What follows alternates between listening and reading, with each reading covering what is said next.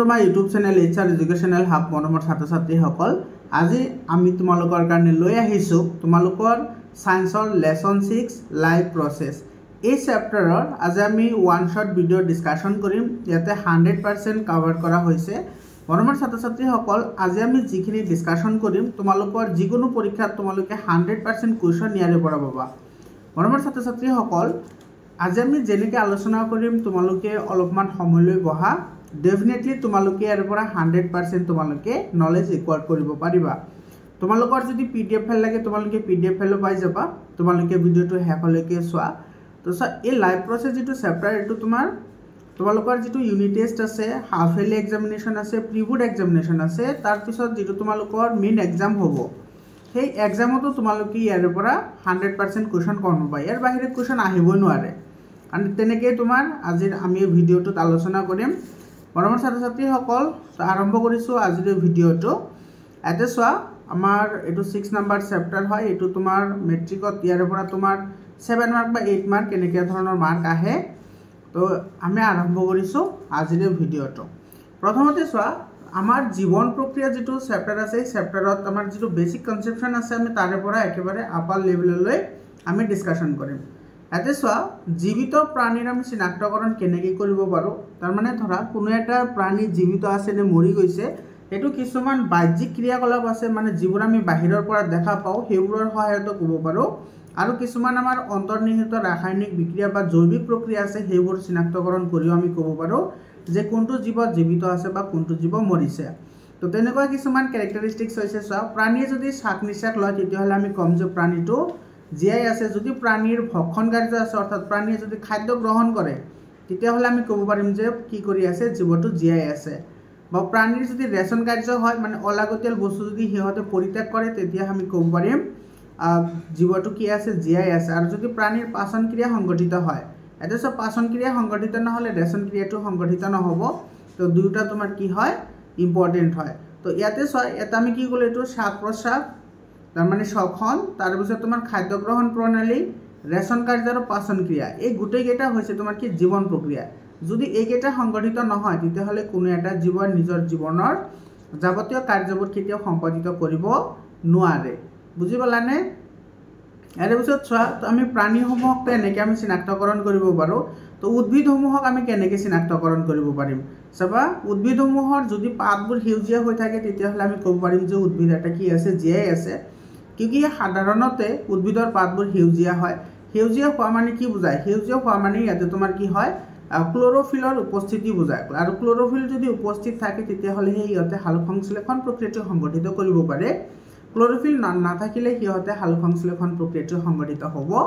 নোৱাৰে তাৰ পিছত উদ্ভিদৰ চলন হৈছে নে নাই এটা উদ্ভিদৰ চলন মানে আমি কি বুজি পাও উদ্ভিদৰ চলন মানে হৈছে উদ্ভিদৰ বৃদ্ধি হোৱা ঠিক আছে উদ্ভিদ যদি বৃদ্ধি হয় বা ডাঙৰ দীঘল হয় হেতুকে উদ্ভিদৰ চলন বুলি কোৱা হয় এই বিষয় তোমালোকে লোৱাৰ ক্লাছত পঢ়ি আহিছা 6 7 তো আছে এই বিষয় উদ্ভিদৰ চলনৰ বিষয়ে আৰু উদ্ভিদৰ ৰেচন কাৰ্য বা শোষণ কাৰ্য আছে নে নাই সেই বিষয়ে আমি যদি গম পাও আমি ক'ব পাৰিম যে সেই উদ্ভিদটো জীবিত আছে নে মৃত আছে তো ইয়াৰ পিছত চোৱা আমাৰ আহিছে জীৱন প্ৰক্ৰিয়া লাইভ প্ৰসেস কি হয় তো জীৱন প্ৰক্ৰিয়া আমি হেইবোৰকে কম যিবোৰ প্ৰক্ৰিয়া অবিহনে কোনো এটা জীৱই কোনো কাৰ্যকে কি কৰিব নোৱাৰে সম্পাদিত কৰিব নোৱাৰে বা জীৱৰ জীৱন ৰক্ষাৰ বাবে যিবিলাক কাৰ্য বা প্ৰক্ৰিয়া অব্যাহত থাকিব লাগে সেইবিলাক কাৰ্যত একত্ৰিতভাৱে জীৱন প্ৰক্ৰিয়া বুলি কোৱা হয় আৰু জীৱন প্ৰক্ৰিয়াবোৰ হলে এটা আমি যিকেইটা জীৱন প্ৰক্ৰিয়া আছে গোটেইকেইটা জীৱন প্ৰক্ৰিয়া আমি ডিসকাশন কৰিম তোমালোকে ভালদৰে চোৱা ডেফিনেটলি তোমালোকে ইয়াৰ পৰা 100% নলেজ তোমালোকে একোয়াৰ্ড কৰিব পাৰিবা তো চোৱা এটা জীৱন প্ৰক্ৰিয়া কি আছে সব পৰিপুষ্টি বুলিলে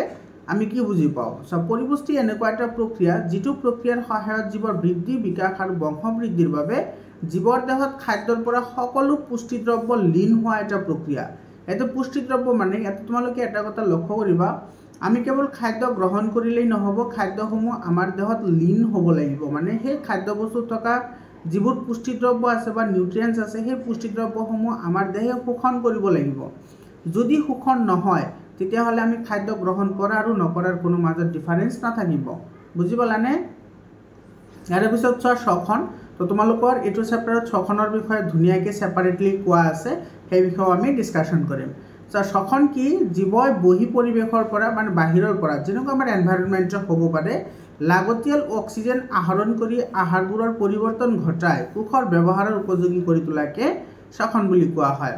এতিয়া চোৱা, যদি শ্বসন প্ৰক্ৰিয়াটো সংঘটিত হ'ব লাগে, there will be definitely need for oxygen. অক্সিজেনটো লাগিবই, আৰু সেই অক্সিজেনৰ সহায়ত কি কৰে, সেই খাদ্যসমূহক বা আহাৰসমূহক কি কৰে, জটিল অৱস্থাৰ পৰা সৰল অৱস্থালৈ পৰিৱৰ্তন কৰিব, আৰু কোষে যাতে ব্যৱহাৰ কৰিব পাৰে তাৰ কাৰণে সিহঁতে কি কৰিব, প্ৰক্ৰিয়াবোৰ চলাব। আৰু সেই প্ৰক্ৰিয়াটোক আমি কি বুলি ক'ম, শ্বসন বুলি ক'ম। আমি জানো শ্বসন হৈছে দুই প্ৰকাৰ, এটা হৈছে সবাত শ্বসন আৰু এটা হৈছে অবাত শ্বসন। সেই বিষয়ে আমি পিছত ডিছকাশ্যন কৰিম। ইয়াৰ পিছত চোৱা, ৰেচন। ৰেচন কি হয়, আমি যেতিয়া খাদ্যবস্তুবোৰ ভক্ষণ কৰোঁ, খাদ্যবস্তুৰ পৰা বিভিন্ন ধৰণৰ জৈৱিক প্ৰক্ৰিয়াৰ সহায়ত পুষ্টি দ্ৰব্যসমূহ আমাৰ দেহত লীন হয়, কিন্তু খাদ্যবস্তুৰ 100% আমাৰ দেহত লীন নহয়, বা শ্বসন প্ৰক্ৰিয়াত কিছুমান বৰ্জিত পদাৰ্থ বা উপজাত পদাৰ্থ কি হয়, সৃষ্টি হয়। আৰু সেই পদাৰ্থসমূহ আমি কি কৰিব লাগে, আমি নিষ্কাশন কৰিব লাগে। যদি আমি নিষ্কাশন নকৰোঁ, অৰ্থাৎ বাহিৰত যদি আমি ওলাই নিদিওঁ, তেতিয়াহ'লে কিন্তু আমাৰ জীৱনটো সুচাৰুৰূপে পৰিচালিত নহ'ব। সেইকাৰণে ৰেচন প্ৰক্ৰিয়াটো কি হয়, জীৱন প্ৰক্ৰিয়াৰ অন্তৰ্ভুক্ত হয়। এতিয়া চোৱা, জীৱদেহৰ অন্তৰ্ভাগত কাৰ্বন আৰু অক্সিজেনৰ ব্যৱহাৰ কৰি উৎপন্ন কৰা প্ৰক্ৰিয়াত কিছুমান বৰ্জিত পদাৰ্থ উৎপন্ন হয়, আৰু এই বৰ্জিত পদাৰ্থবোৰক নিষ্কাশন কৰাকে ৰেচন বুলি কোৱা হয়। তো there are different way by which plants or animals can excrete, হয়নে? বিভিন্ন ধৰণৰ পদ্ধতি আছে, সেই পদ্ধতিৰ সহায়ত সিহঁতে কি কৰিব পাৰে, বৰ্জন প্ৰক্ৰিয়াটো সম্পাদিত কৰিব পাৰে। আৰু সেই আমাৰ বৰ্জন কৰা যিবোৰ পদ্ধতি আছে, সেই পদ্ধতিবোৰ কি হয়, সেই বিষয়ে আমি পিছত আলোচনা কৰিম। তোমালোকৰ প্ৰাণীৰ বৰ্জন, উদ্ভিদৰ বৰ্জন গোটেইখিনি আছে। ইয়াৰ পিছত চোৱা, পাচন। খাদ্যৰ জটিল উপাদানবোৰ বিভিন্ন জৈৱিক প্ৰক্ৰিয়াৰে সৰল অৱস্থালৈ পৰিৱৰ্তন কৰা প্ৰক্ৰিয়া হ'ল পাচন। তো এতিয়া চোৱা, এই গোটেইখিনি হৈছে আমাৰ কি, জীৱন প্ৰক্ৰিয়াৰ অন্তৰ্ভুক্ত। মানে এই প্ৰক্ৰিয়াকেইটা যদি আমাৰ নহয়, তেতিয়াহ'লে কিন্তু জীৱ এটা জীয়াই থাকিব নোৱাৰে, বা সেইটো তোমাৰ লগত এক্সাম্পল দিও তোমালোকে বুজিব পাৰা। যদি এইখিনি সংগঠিত নহয়, তেতিয়াহ'লে কিন্তু আমি এইটো জীয়াই থাকিব নোৱাৰোঁ। এতিয়া এটা প্ৰশ্ন হ'ল ইয়াতে, সাধাৰণ প্ৰশ্ন এটা, যে প্ৰজনন প্ৰক্ৰিয়াটো জীৱন প্ৰক্ৰিয়াৰ অন্তৰ্ভুক্ত হয়নে নহয়। চোৱা, প্ৰজনন প্ৰক্ৰিয়া আমি যদি সাধাৰণতে ভাবি থাকোঁ যে প্ৰজননটোতো হ'ব লাগে, কাৰণ প্ৰজনন নহ'লে জীৱৰ বংশবৃদ্ধি নহয়, আৰু যদি বংশবৃদ্ধি নহয়, তেতিয়াহ'লে জীৱ এটাৰ প্ৰজাতি ভৰ্তি থাকিব কেনেকৈ, হয়নে? নিশ্চিতভাৱে আমাৰ এনেকুৱা এটা থিংকিং আহিব পাৰে, বাট কিন্তু জীৱন প্ৰক্ৰিয়াটো কি নহয়, আমাৰ জীৱন প্ৰক্ৰিয়াৰ অন্তৰ্ভুক্ত নহয়। কিহৰ কাৰণে নহয়, কাৰণ চোৱা, এনেকুৱা বহুত মানুহ আছে যিসকলে বিয়া নাপাতে, সিহঁতে কি জীয়াই নাথাকে নেকি? এনেকুৱা বহুত মানুহ আছে যিসকল তোমাৰ ট্ৰান্সেক্সুৱেলৰ নিচিনা হয়, যেনেকুৱা আমাৰ যিবোৰ হিজৰাবোৰ আমি যাক কওঁ, সেইসকলেতো প্ৰজনন নকৰে কেতিয়াও, তথাপিতো সিহঁতে জীয়াই থাকিব পাৰে। তাৰমানে প্ৰজনন প্ৰক্ৰিয়াটো আমাৰ জীৱন প্ৰক্ৰিয়াৰ অন্তৰ্ভুক্ত নহয়, কাৰণ তোমাৰ বহুত প্ৰাণী আছে যিসকলে তোমাৰ জীৱন প্ৰক্ৰিয়া অব্যাহত ৰাখিবলৈ সেইটো প্ৰজননৰ প্ৰয়োজন নহ'বও পাৰে, হয়নে? প্ৰজনন হ'লে ভাল, বংশবৃদ্ধি হয়, আৰু যদি প্ৰজনন নহয়, তথাপি কোনো ধৰণৰ ইয়াতে আমাৰ বাধ্যবাধকতা নাই। সেইকাৰণে প্ৰজনন প্ৰক্ৰিয়াটো কিন্তু জীৱন প্ৰক্ৰিয়াৰ অন্তৰ্ভুক্ত নহয়। এই বিষয়ে তোমালোকে 6-7তো পঢ়ি আহিছা। ইয়াৰে পিছৰ প্ৰশ্নটো চোৱা, এই প্ৰশ্নটো কিন্তু তোমাৰ 2023 মেট্ৰিক পৰীক্ষাত আহিছে অলৰেডি, ঠিক আছে? তো তোমালোকে কোনো ধৰণৰ চিন্তা কৰিব নালাগে, 100% মই তোমালোকক দিবলৈ ট্ৰাই কৰিম। আৰু এই চেপ্টাৰৰ পৰা যিমান MCQ হ'ব পাৰে, গোটেইখিনি MCQ 100% তোমালোকে পাই যাবা। তাৰ লগতে এই চেপ্টাৰৰ যিখিনি তোমাৰ এক্সাৰচাইজৰ কুৱেশ্যনছ আছে, তাৰে পিছত তোমাৰ এই চেপ্টাৰৰ যিখিনি তোমাৰ ভিতৰত যিবোৰ কুৱেশ্যন হ'ব পাৰে, গোটেইখিনি কুৱেশ্যন তোমালোকে 100% তোমালোকে পাই যাবা। তোমালোকে কোনো ধৰণৰ চিন্তা কৰিব নালাগে। মই পাৰ্চনেল হোৱাটছআপ নাম্বাৰ দি দিম, বা তোমালোকৰ কাৰণে প্লেলিষ্টো বনোৱা হৈছে, তোমালোকে প্লেলিষ্টতো জইন হ'ব পাৰা। মই হোৱাটছআপ গ্ৰুপৰ যিটো লিংক আছে মই ডেছক্ৰিপশ্যনত দি দিম, তোমালোকে তাতেও চাব পাৰিবা, ঠিক আছে? মৰমৰ ছাত্ৰ ছাত্ৰীসকল, তো তোমালোকৰ চোৱা, তোমালোকে প্ৰত্যেকটো চেপ্টাৰৰে এনেকুৱা ওৱান শ্বট ভিডিঅ' পাবা, আৰু সেই ওৱান শ্বট ভিডিঅ'ৰ বাহিৰত এটা প্ৰশ্ন তোমালোকৰ পৰীক্ষাত নাহে। সেইটো ইউনিট টেষ্টেই হওক, হাফ ইয়াৰলিয়ে হওক, বা তোমালোকৰ প্ৰিবোৰ্ড এক্সামিনেশ্যনৰ বাহিৰে যিটো তোমালোকৰ ফাইনেল এক্সাম হ'ব, সেই ফাইনেল এক্সামৰ কাৰণেও। বুজি পালানে? তো এতিয়া চোৱা, আমাৰ এই টপিকটো কি হয়, এইটো আহাৰ কি, আহাৰ আমাৰ কিয় প্ৰয়োজন হয়, এইটো প্ৰশ্ন কি চোৱা, আহাৰ কি? চাবা, জীৱৰ জীৱন প্ৰক্ৰিয়া চলাই নিয়াৰ বাবে আৰু বৃদ্ধি আৰু বিকাশৰ বাবে বহি পৰিৱেশৰ পৰা কাৰণ বহি পৰিৱেশৰ পৰা ইয়াতে শব্দটো এই কাৰণে ইউজ কৰা হৈছে কাৰণ আহাৰসমূহ প্ৰাণীয়ে যিখিনি আহাৰ গ্ৰহণ কৰে সেই আহাৰখিনি কিন্তু ডাইৰেক্টলি বা ইনডাইৰেক্টলি সদায় তোমাৰ কি হয় স্বভোগীৰ ওপৰত নিৰ্ভৰশীল হয় অৰ্থাৎ সিহঁতে সদায় উদ্ভিদৰ ওপৰতহে নিৰ্ভৰশীল হয় আৰু যি শক্তি আহৰণ কৰে তাকে কি বুলি কোৱা হয় আহাৰ বুলি কোৱা হয় তো ইয়াতে আহাৰ আমাৰ কাৰণে দৰকাৰ কিয়ৰ কাৰণে হয় কিয় প্ৰয়োজন আমাৰ আহাৰৰ আহাৰত নিহিত হৈ থকা শক্তি বা নিহিত হৈ থকা বিভিন্ন পুষ্টিদ্ৰব্য জীৱদেহত লীন হৈ কোষসমূহক শক্তিৰ যোগান ধৰে এইটো যেনেকৈ তুমি যদি এবেলা যদি ভাত নোখোৱা বা তুমি যদি খাদ্য নোখোৱা তেতিয়াহ'লে তোমাৰ গাটো দুৰ্বল হৈ পৰে কিহৰ কাৰণে দুৰ্বল হৈ পৰে কাৰণ কোষসমূহে পৰ্যাপ্ত পৰিমাণে এনাৰ্জি নাপায় আৰু সেই এনাৰ্জিখিনি পূৰাবলৈ হ'লে আমি বাহ্যিক পৰিৱেশৰ পৰা ডেট মিনছ এনভাইৰনমেণ্টৰ পৰা আমি কি কৰিব লাগিব ফুড আমি এংগলভ কৰিবই লাগিব বা ফুড আমি খাবই লাগিব হয়নে কাৰণ খাদ্যবস্তুত যিবোৰ তোমাৰ পুষ্টিদ্ৰব্য থাকে সেই পুষ্টিদ্ৰব্যসমূহৰ সহায়তে আমাৰ কোষসমূহে কাৰ্যক্ষম হৈ থাকে জীৱদেহৰ বৃদ্ধি আৰু বিকাশৰ বাবে শক্তিৰ উৎস আহাৰ অতি বাঞ্ছনীয় জীৱৰ বৃদ্ধি আৰু বিকাশৰ কাৰণে আমাৰ আহাৰ লাগিবই আৰু সেই আহাৰৰ পৰা আমি কি কৰোঁ শক্তি আহৰণ কৰোঁ যিবোৰৰ সহায়ত আমাৰ কি হয় বৃদ্ধি আৰু বিকাশ হয় ইয়াৰে পিছৰ টপিকটো চোৱা ইয়াতে কি কৈছে জীৱই ব্যাপন প্ৰক্ৰিয়াৰে অক্সিজেন আহৰণ কৰাটো সম্ভৱনে এইটো চাওক ব্যাপন প্ৰক্ৰিয়া কি হয় ব্যাপন এনেকুৱা এটা প্ৰক্ৰিয়া যিটো প্ৰক্ৰিয়াৰ সহায়ত কি কৰিব পাৰে দুটা ভিন্ন ধৰণৰ পদাৰ্থ পৰস্পৰ মিহলি হ'ব পাৰে সেইটোক ব্যাপন প্ৰক্ৰিয়া বুলি কোৱা হয় তোমালোকে ক্লাছ 9ত পঢ়ি আহিছা যেটো কুক নামৰ চেপ্টাৰ আছিল সেই চেপ্টাৰত এইখিনি আছে মৰমৰ ছাত্ৰ ছাত্ৰীসকল এই ব্যাপন প্ৰক্ৰিয়া এটা লেহেমীয়া প্ৰক্ৰিয়া তোমালোকে প্ৰথমতে কনচেপচন বুজিবলৈ ট্ৰাই কৰা তোমালোকে কিন্তু মেমৰাইজিংটো ট্ৰাই নকৰিবা তোমালোকে বুজিবলৈ ট্ৰাই কৰা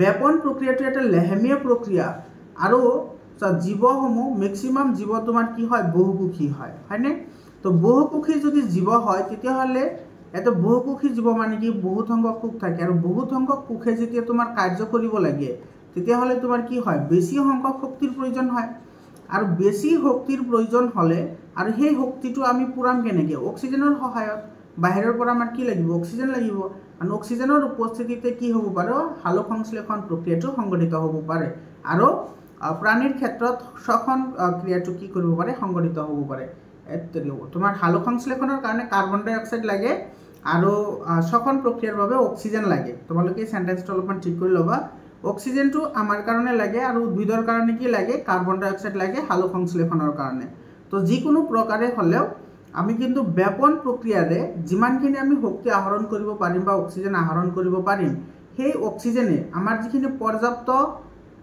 এনাৰ্জি লাগিব সেই এনাৰ্জিটো কিন্তু মানে পৰ্যাপ্ত নহ'বও পাৰে কিহৰ কাৰণে কাৰণ আমি অৰ্থাৎ জীৱসমূহ বা প্ৰাণীসমূহ হৈছে বহুকোষী সেইকাৰণে বহুকোষী হ'লে তোমাৰ বেছি শক্তিৰ প্ৰয়োজন হ'ব হয়নে আৰু চোৱা যিবোৰ একোষী জীৱ আছে সেই একোষী জীৱ যেনেকুৱা তোমাৰ এমিবা আছে বা ব্যাক্টেৰিয়াবোৰ আছে সেইবোৰ তোমাৰ ডাইৰেক্টলি কি কৰে ডাইৰেক্টলি পৰিৱেশৰ লগত কণ্টেক্টত থাকে তো যদি ডাইৰেক্টলি পৰিৱেশৰ লগত যদি কণ্টেক্টত থাকিব পাৰে তেতিয়াহ'লে সিহঁতে ডাইৰেক্টলি তাৰ পৰাই অক্সিজেনখিনি গ্ৰহণ কৰিব পাৰে কিন্তু বহুকোষী জীৱৰ ক্ষেত্ৰত কিন্তু এনেকুৱা নহয় বহুকোষী জীৱসমূহ তোমাৰ ডাইৰেক্টলি পৰিৱেশৰ কণ্টেক্টত থাকিবও পাৰে নাথাকিবও পাৰে সেইকাৰণে তোমাৰ সিহঁতৰ বেছি পৰিমাণৰ কিহৰ দৰকাৰ হয় অক্সিজেনৰ প্ৰয়োজন হয় এতিয়া চোৱা ইয়াতে কি কৈছে এইটো চোৱা উচ্চ শ্ৰেণীৰ জীৱ অৰ্থাৎ বহুকোষী জীৱৰ ক্ষেত্ৰত জীৱৰ নিৰ্দিষ্ট কাৰ্য সম্পাদনৰ বাবে ভিন্ন ধৰণৰ নিৰ্দিষ্ট কলা থাকে হয়নে কলা হৈছে এক বিশেষ ধৰণৰ কোষৰ সমষ্টি যিবোৰে নিৰ্দিষ্ট কাৰ্য সম্পাদন কৰে যেনেকুৱা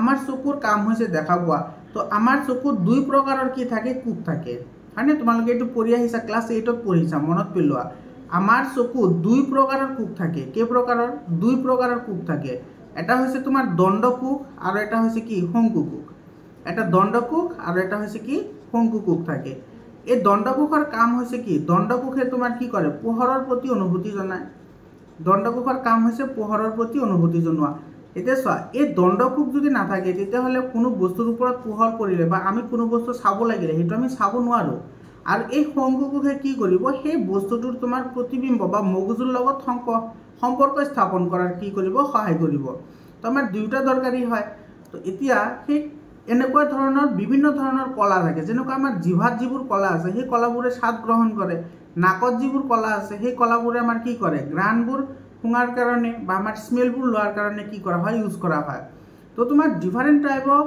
যিবোৰ টিস্যু আছে সেই টিস্যুবোৰে different type of functions perform কৰিব আৰু সেই পাৰফৰ্মৰ কাৰণে তোমাৰ কি লাগিব এই huge amounts of energy will be needed হয়নে বহুত পৰিমাণত কি লাগিব আমাৰ শক্তিৰ প্ৰয়োজন হ'ব সেইবাবে বহুকোষী জীৱৰ অধিক শক্তিৰ প্ৰয়োজন হয় এইটো চোৱা যেহেতু তোমাৰ নিৰ্দিষ্ট কলা থাকে আৰু নিৰ্দিষ্ট কাম সম্পাদিত কৰে সেইকাৰণে অধিক শক্তিৰ প্ৰয়োজন হয় আৰু অধিক অক্সিজেনৰ প্ৰয়োজন হয় ইয়াৰ উপৰিও বহুকোষী জীৱ প্ৰত্যক্ষভাৱে পৰিৱেশৰ সান্নিধ্যত থাকিব নোৱাৰে বাবে বেপন প্ৰক্ৰিয়াৰে অক্সিজেন আহৰণ কৰা সম্ভৱ নহয় বেপন প্ৰক্ৰিয়াটা ধীৰগামী অৰ্থাৎ তোমাৰ এইটো কি হয় লেহেমীয়া প্ৰক্ৰিয়া হয় ইয়াৰ সহায়ত আমি পৰ্যাপ্ত পৰিমাণে অক্সিজেন গ্ৰহণ কৰাটো সম্ভৱপৰ নহ'ব বুজি পালানে তাৰপিছত যিখিনি তোমাৰ বেক্টেৰিয়া আছে বা একোষী জীৱ আছে সেইবোৰে কিন্তু পাৰে হয়নে এইটো চোৱা ইয়াতে দিয়া আছে আনহাতে নিম্ন শ্ৰেণীৰ জীৱ অৰ্থাৎ বেক্টেৰিয়া বা অণুজীৱ প্ৰত্যক্ষভাৱে পৰিৱেশৰ সান্নিধ্যত থাকে বাবে প্ৰত্যক্ষভাৱে পৰিৱেশৰ পৰা কি কৰিব পাৰে অক্সিজেন গ্ৰহণ কৰিব পাৰে আৰু একোষী জীৱৰ কম শক্তিৰ প্ৰয়োজন হোৱাৰ বাবে বেপনৰ সহায়ত অক্সিজেন গ্ৰহণ কৰিব পাৰে ইয়াৰ পিছত চোৱা আমাৰ পৰিপুষ্টি চোৱা তোমালোকৰ কিন্তু এই যিটো পৰিপুষ্টি পাৰ্ট আছে এইখিনি পাৰ্ট কিন্তু বহুত ইম্পৰ্টেণ্ট হয় এই গোটেইখিনি তোমালোকে ভালদৰে মনোযোগ দিয়া এতিয়া চোৱা পৰিপুষ্টিৰ প্ৰকাৰ পৰিপুষ্টি কেই প্ৰকাৰ হয় পৰিপুষ্টি খাদ্যৰ আহাৰ গ্ৰহণ আৰু উৎপাদনৰ ওপৰত ভিত্তি কৰি পৰিপুষ্টি হৈছে দুই প্ৰকাৰ এতিয়া চোৱা আহাৰ গ্ৰহণ আৰু উৎপাদন এই দুটাৰ ওপৰত ভিত্তি কৰি তোমাৰ পৰিপুষ্টিক কেইভাগত ভাগ কৰা হৈছে দুটা ভাগত ভাগ কৰা হৈছে এটা হৈছে স্বমুখী পৰিপুষ্টি স্বমুখী পৰিপুষ্টিৰ পৰা তোমালোকৰ কিন্তু মেট্ৰিক পৰীক্ষাত এটা 100% গ্যাৰান্টি তোমালোকে কুৱেশ্যন পাবাই পাবা কাৰণ তোমাৰ স্বমুখী আৰু পৰমুখী দুটা পৰিপুষ্টিৰ ওপৰত ডিফাৰেণ্ট টাইপ অফ কুৱেশ্যনছ তোমালোকৰ এক্সামত এৰাইজ হ'ব পাৰে তো স্বমুখী পৰিপুষ্টিৰ বিষয়ে আমি প্ৰথমতে চাই লওঁ এতিয়া চোৱা কিছুমান জীৱই সৰল অজৈৱিক যেনে সৰল অজৈৱিক উৎস অজৈৱিক মানে যিবোৰ তোমাৰ জীৱিত নহয় ঠিক আছে যেনেকুৱা তোমাৰ কাৰ্বন ডাই অক্সাইড ৱাটাৰ আদিৰ জৈৱ ৰাসায়নিক বিক্ৰিয়া ঘটাই খাদ্য আহৰণ কৰে এনে প্ৰক্ৰিয়াক স্বমুখী বুলি কোৱা হয় বা যিবোৰ তোমাৰ স্বমুখী জীৱ আছে সেই স্বমুখী জীৱসমূহে কি কৰিব পাৰে নিজৰ খাদ্য নিজেই প্ৰস্তুত কৰিব পাৰে আৰু পৰমুখীয়ে নিজৰ খাদ্য নিজে প্ৰস্তুত কৰিব নোৱাৰে আৰু পৰমুখীসমূহ হৈছে ডাইৰেক্টলি বা ইনডাইৰেক্টলি তোমাৰ কি হয় স্বমুখীৰ ওপৰত নিৰ্ভৰশীল হয় কিন্তু স্বমুখী জীৱসমূহ সদায় তোমাৰ কি কৰিব পাৰে নিজেই অজৈৱিক উৎস কাৰ্বন ডাই অক্সাইড বা ৱাটাৰ এইবোৰৰ জৰিয়তে ৰাসায়নিক বিক্ৰিয়া ঘটাই নিজৰ খাদ্য নিজেই কি কৰিব পাৰে প্ৰস্তুত কৰিব পাৰে আৰু তোমালোকে সালোকসংশ্লেষণটো তোমালোকে আৰামছে কৰিব পাৰা যেনেকুৱা উদ্ভিদে যিটো সালোকসংশ্লেষণ প্ৰক্ৰিয়াটো সংগঠিত কৰে সেই সালোকসংশ্লেষণ প্ৰক্ৰিয়াটো স্বমুখীৰ এটা উদাহৰণহে হয় তোমালোকে এইটো নাভাবিবা যে স্বমুখী তোমাৰ কি হয় স্বমুখীটো সালোকসংশ্লেষণ মানে স্বমুখী তেনেকুৱা নহয় কিন্তু স্বমুখী যিটো তোমাৰ পাৰ্ট আছে এই স্বমুখীৰ অন্তৰ্ভুক্ত এটা প্ৰক্ৰিয়া হৈছে সালোকসংশ্লেষণ যিটো উদ্ভিদৰ দ্বাৰা কি হয় সংগঠিত হয় বুজি পাইছানে চোৱা তাৰপিছত কি কৈছে ইয়াতে চোৱা উদ্ভিদৰ সালোকসংশ্লেষণ প্ৰক্ৰিয়াত যেনেকুৱা সালোকসংশ্লেষণ প্ৰক্ৰিয়াত উদ্ভিদে নিজৰ খাদ্য কি কৰিব পাৰে নিজে প্ৰস্তুত কৰিব পাৰে কিছুমান এনেকুৱা অণুজীৱ আছে ইয়াতে তোমালোকে এটা কথা লক্ষ্য কৰিবা ইয়াতে কিন্তু কিছুমান ৱৰ্ড ইউজ কৰা হৈছে কাৰণ সকলো অণুজীৱ কিন্তু স্বমুখী নহয় বহুত অণুজীৱ আছে যিবোৰ তোমাৰ পৰমুখী যেনেকুৱা কৰোনা আমাৰ যিটো কৰোনা ভাইৰাছ আছিল কৰোনা ভাইৰাছটো স্বমুখী নে পৰমুখী কোৱাচোন তোমালোকে কি হ'ব কমেণ্ট কৰি জনাবাচোন কৰোনা ভাইৰাছটো স্বমুখী নে পৰমুখী বা যিবোৰ আমাৰ ভাইৰাছ আছে ভাইৰাছ সেই ভাইৰাছবোৰ স্বমুখী নে পৰমুখী তোমালোকে কমেণ্ট কৰি জনাবা ঠিক আছে তাৰপিছত নীল সেউজ হেলাই এইটো চোৱা নীল সেউজ হেলাই কিন্তু 100% তোমাৰ কি হয় স্বমুখী হয় কাৰণ ইয়াতে সেইকাৰণে নামে দিয়া হৈছে নীল সেউজ হেলাই ইয়াতে সেউজ মানে কি সেউজ মানে তোমাৰ কি আছে পত্ৰসৰিত আছে হয়নে পাতত কি আছে পত্ৰসৰিত আছে আৰু পত্ৰসৰিত থাকিলেতো সালোকসংশ্লেষণ ডেফিনেটলি কৰিব পাৰিব বুজি পাইছানে নীল সেউজ হেলাই এইখিনি হয় কিন্তু সকলো অণুজীৱ নহয় সকলো ভাইৰাছো নহয় তাৰপিছত চোৱা এইটো স্বমুখী পৰিপুষ্টিৰ কাৰকবোৰ এইটো কিন্তু ডাইৰেক্টলি তোমাৰ বহুত জিলাত তোমাৰ MCQ আহে যে স্বমুখী পৰিপুষ্টিত কিহৰ দৰকাৰ হয় বা স্বমুখী পৰিপুষ্টিৰ কাৰকবোৰ কি বা তোমাক এনেকৈ সুধিব পাৰে যে স্বমুখী পৰিপুষ্টিত কেঁচা সামগ্ৰীসমূহ কি বা কেঁচা মালবোৰ কি এইটো কাৰ্বন ডাই অক্সাইড হ'ব অক্সিজেন তাৰপিছত তোমাৰ ৱাটাৰ পত্ৰসৰিত খনিজ পদাৰ্থ এইবোৰ হৈছে তোমাৰ স্বমুখী পৰিপুষ্টিৰ কাৰক আৰু আছে এটা সেইটো হৈছে তোমাৰ কি সূৰ্যৰ পোহৰো লাগিব সূৰ্য উইদাউট সানলাইট তাতে কি কৰিব নোৱাৰে স্বমুখী পৰিপুষ্টি সংগঠিত হ'ব নোৱাৰে ইয়াতে চোৱা সালোকসংশ্লেষণৰ কাৰকবোৰ কি চোৱা এইটো চোৱা স্বমুখী পৰিপুষ্টি আৰু সালোকসংশ্লেষণ মই তোমালোকক অলৰেডি ক'লোৱে যে যিটো সালোক সংশ্লেষণ প্ৰক্ৰিয়া সেইটো স্বপক্ষীৰ এটা উদাহৰণহে ঠিক আছে তো সালোক সংশ্লেষণ হৈছে তোমাৰ চোৱা সূৰ্যৰ পোহৰ লাগিব সূৰ্যৰ পোহৰটো লাগিবই লাগিব পত্ৰহৰিত লাগিব পত্ৰহৰিতত তোমাৰ হৰিতকণা থাকে পত্ৰহৰিতত কি থাকে হৰিতকণা থাকে তোমালোকে কিন্তু এই কথাটো মনত ৰাখিবা আমাৰ উদ্ভিদৰ পাতত কিছুমান কি থাকে প্লাষ্টিড থাকে তোমালোকে এইখিনি ক্লাছ 8ত ধুনীয়াকৈ পঢ়ি আহিছা আৰু সেই প্লাষ্টিডত তোমাৰ দুই প্ৰকাৰৰ কণা থাকে এটা হৈছে তোমাৰ বৰ্ণকণা আৰু এটা হৈছে অবৰ্ণকণা এটা বৰ্ণকণা আৰু এটা হৈছে অবৰ্ণকণা আৰু যিটো বৰ্ণকণা থাকে সেই বৰ্ণকণাক আমি কি বুলি কওঁ হৰিতকণা বুলি কওঁ আৰু এই হৰিতকণাবোৰ তোমাৰ কি থাকে পত্ৰহৰিতত সিঁচৰতি হৈ থাকে আৰু যিবোৰ অবৰ্ণকণা আছে সেই অবৰ্ণকণাই তোমাৰ কি কৰে যিবোৰ বৰ্জিত পদাৰ্থ আছে বৰ্জিত পদাৰ্থসমূহ বৰ্জনত সহায় কৰে আৰু ষ্টৰেজত সহায় কৰে সেইবোৰ সঞ্চয়নত সহায় কৰে লগতে সেইবোৰে তোমাৰ বৰ্জন কৰাটো কি কৰে সহায় কৰে বুজি পালানে তাৰপিছত চোৱা এইটো জৈৱ অনুঘটক কি এইটো এই যিটো তোমাৰ কুৱেশ্যন এই কুৱেশ্যনটো তোমাৰ 2025ৰ এক্সামত আহিছে অলৰেডি এইটো কিন্তু একেবাৰে সিম্পল আছিল কিন্তু মেক্সিমাম ষ্টুডেণ্টে এইটোৰ আনসাৰ কৰিব পৰা নাই কিহৰ কাৰণে কৰিব পৰা নাই মই বুজি নাপালোঁ কিন্তু বহুত সিম্পল এটা কুৱেশ্যন হয় জৈৱ অনুঘটক কি এক্সাম্পল দিবলৈ দিছে আৰু এই জৈৱ অনুঘটকবোৰে কেনেদৰে আমাৰ দেহত কাৰ্য কৰে জৈৱ অনুঘটক কি তোমালোকে সিম্পল যদি এনেকৈ ভাবা যে তোমালোকে খাদ্য খাইছা আৰু সেই খাদ্য বস্তু খোৱাৰ পিছত অলপ সময় পিছত মানে 6 ঘণ্টামান পিছত তোমাৰতো আকৌ ভোক লাগিব নে নালাগে ভোকটো লাগিব ডেফিনেটলি ভোক কিয় লাগে কাৰণ তুমি যিখিনি খাদ্য গ্ৰহণ কৰিলা সেই খাদ্যখিনি তোমাৰ কি হ'ব হজম হ'বনে নাই হজম বা কি হ'ব পাচন হ'ব আৰু সেই পাচন হোৱাৰ পিছত তোমাৰ আকৌ কি লাগিব ভোক লাগিব এতিয়া চোৱা এই যে খাদ্য বস্তুৰ যে হজম বা পাচন হ'ল কিহৰ কাৰণে হ'ল নিশ্চিতভাৱে ইয়াতে কিছুমান এনজাইমে বা কিছুমান ঘটকে ইয়াতে কি কৰিছে কাৰ্য কৰিছে সেইকাৰণেতো খাদ্য বস্তুবোৰ জটিল অৱস্থাত আছিল সেইবোৰ কি হৈছে পচি গলি তোমাৰ কি হৈছে সৰল অৱস্থালৈ পৰিৱৰ্তন হৈছে হয়নে আৰু এই খাদ্য বস্তুখিনি যিবোৰ তোমাৰ জীৱই নিজে নিজে কি কৰিব পাৰে উৎপাদন কৰিব পাৰে যিবোৰ অনুঘটক বা যিবোৰ এনজাইমছ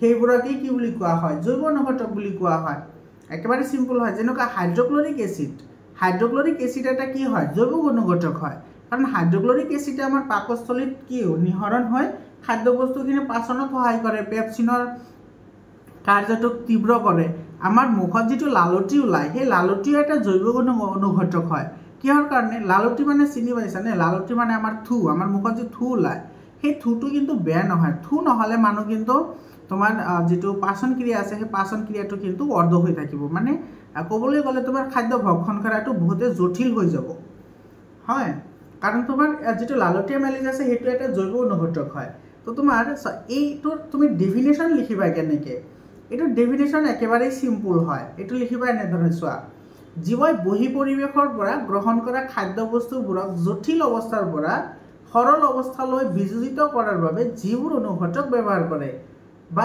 এনজাইম ব্যৱহাৰ কৰে তাকে জৈৱ অনুঘটক বুলি কোৱা হয় আৰু এই জৈৱ অনুঘটকবোৰক উৎসেচক বুলিও কোৱা হয় তোমালোকে এইটো মানে কনফিউজ নহ'বা যিবোৰ জৈৱ অনুঘটক আছে সেইবোৰক উৎসেচক বুলিও কোৱা হয় কিন্তু হৰমন নকয় দেই তোমালোকে চাও হৰমন বেলেগ আৰু তোমাৰ যিবোৰ জৈৱ অনুঘটক আছে সেইবোৰ কিন্তু বেলেগ ঠিক আছে হৰমনটো কমপ্লিটলি ডিফাৰেণ্ট এটা বস্তু তোমাৰ অনুঘটকবোৰে তোমাৰ আমাৰ জীৱৰ দেহত যিবোৰ ৰাসায়নিক বিক্ৰিয়া সংঘটিত হয় সেইবোৰ বিক্ৰিয়া পৰিচালনাৰ কাৰণেহে অনুঘটকৰ প্ৰয়োজন হয় হৰমনৰ প্ৰয়োজন নহয় হৰমনে কি কৰে হৰমনে আমাৰ দেহৰ যিবোৰ ৰাসায়নিক সমন্বয় আছে यानी कि कोअर्डिनेशन आमार देहर जी तुम्हार बैलेंसिंग कोअर्डिनेशन आछे आमार देहर प्रत्येकटो अंग प्रत्यंगर लगत जी सम्पर्क आछे সেই সম্পর্ক স্থাপনের কারণে হে হরমোন ইউজ করা হয় ঠিক আছে তো এক্সাম্পল হিসাবে চোৱা এইটো লালটি এমাইলেজ আছে লালটি এমাইলেজ এই লালটি এমাইলেজৰ কাম কি লালটি এমাইলেজৰ কাম হৈছে খাদ্যত যিখিনি শ্বেতৱাৰ অংশ থাকে সেইখিনি তোমাৰ কি কৰে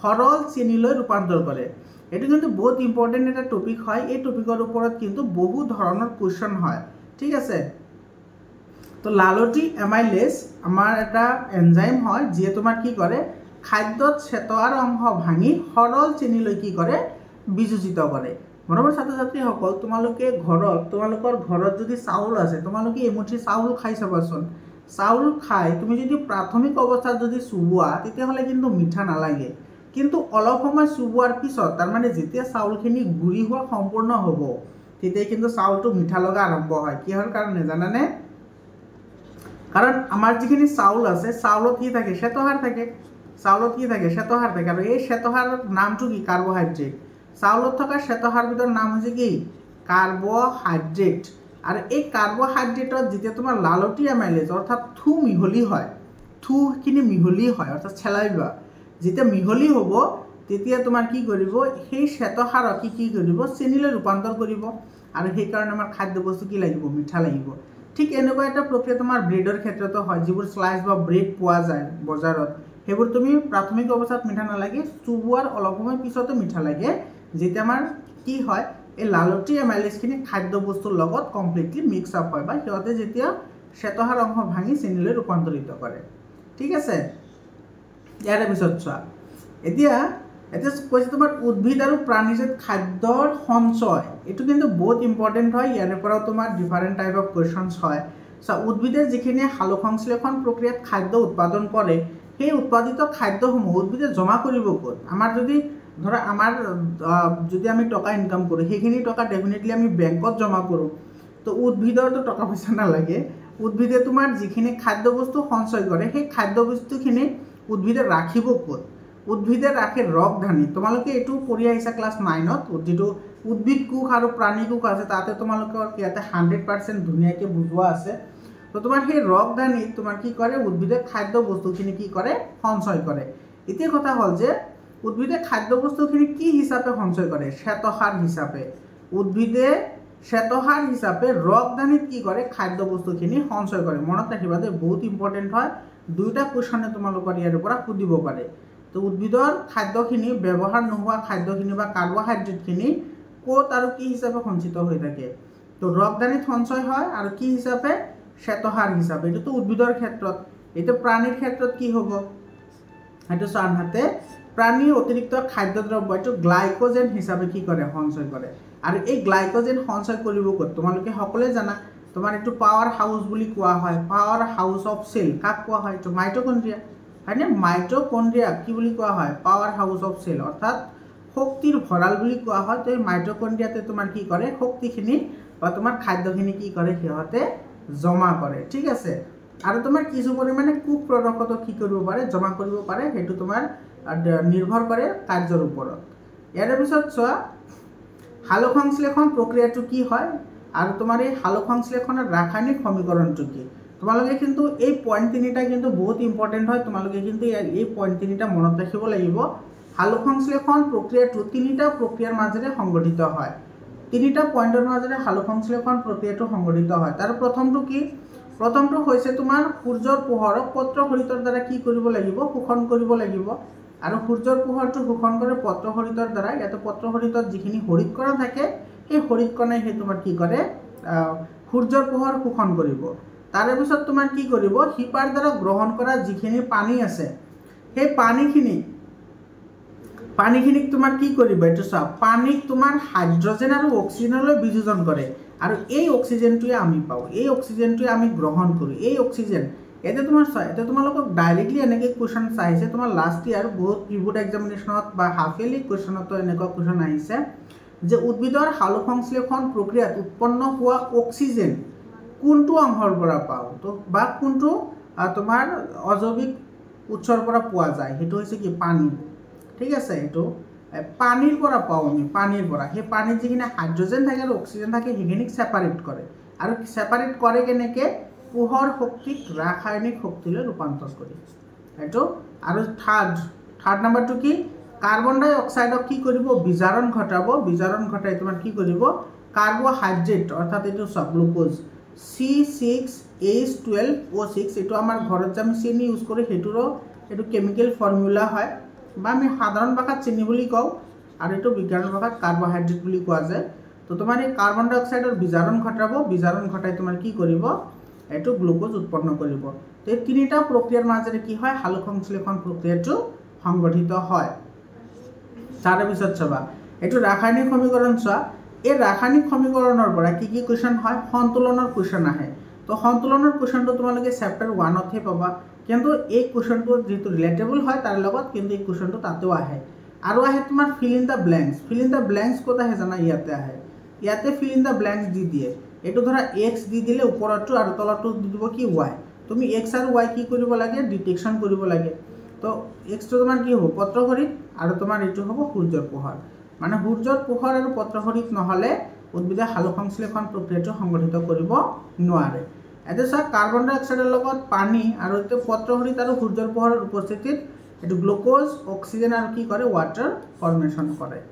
ইয়াৰ পিছত চোৱা তোমালোকৰ বুকত এই ডায়াগ্ৰামটো আছে অলৰেডি তোমালোকে ডায়াগ্ৰামটো কিন্তু ভালদৰে চাবা পাতৰ যিটো প্ৰস্থচ্ছেদ আছে সেই প্ৰস্থচ্ছেদৰ যিকেইটা তোমাৰ পাৰ্ট আছে সেই পাৰ্টখিনি কিন্তু তোমালোকে ভালদৰে চাব লাগিব ঠিক আছে এতিয়া চোৱা একেবাৰে ওপৰত যিখিনি আছে সেইখিনিক তোমাৰ কিউটিকল বুলি কয় তাৰপিছত ওপৰৰ বহিস্থক এইটো বহিস্থক মানে এই যিটো বাহিৰৰ যিটো আৱৰণ আছে এইটো বহিস্থক হয় এই তোমালোকে মাজত যিবোৰ ফুট দেখা পাইছা সেইবোৰ হৈছে হৰিত কণা ইয়াতে যিখিনি তোমাৰ খালী ঠাই আছে সেইখিনি হৈছে বায়ু গহ্বৰ মানে তাতে বায়ু সোমাই থাকে আৰু এই যিবোৰ আছে এইবোৰ হৈছে ৰক্ষীগোক এইবোৰ কি ৰক্ষীগোক আৰু এইটো হৈছে তোমাৰ নিম্ন বহিস্থক এইখিনি নিম্ন বহিস্থক মানে একেবাৰে তলত আছে সেইকাৰণে এইটো কি বুলি কৈছে নিম্ন বহিস্থক বুলি কৈছে এই যিটো ডায়াগ্ৰাম আছে এই ডায়াগ্ৰামৰ পৰা তোমাৰ এতে তোমাৰ দিল্লী বোৰ্ড তাৰপিছত তোমাৰ ইউপি বোৰ্ড তাৰপিছত তোমাৰ ডাইৰেক্টলি CBSE যিটো চেন্ট্ৰেল বোৰ্ড থাকে সেইটোৰো আৰু লগতে আমাৰ সেৱা এইটোতো তোমালোকৰ এই কুৱেশ্যনটো লাষ্ট ইয়াৰ যিটো তোমাৰ কি দিছিল স্যাম্পল কুৱেশ্যন পেপাৰ দিছিল সেই কুৱেশ্যন পেপাৰত অলৰেডি কুৱেশ্যনটো আছেই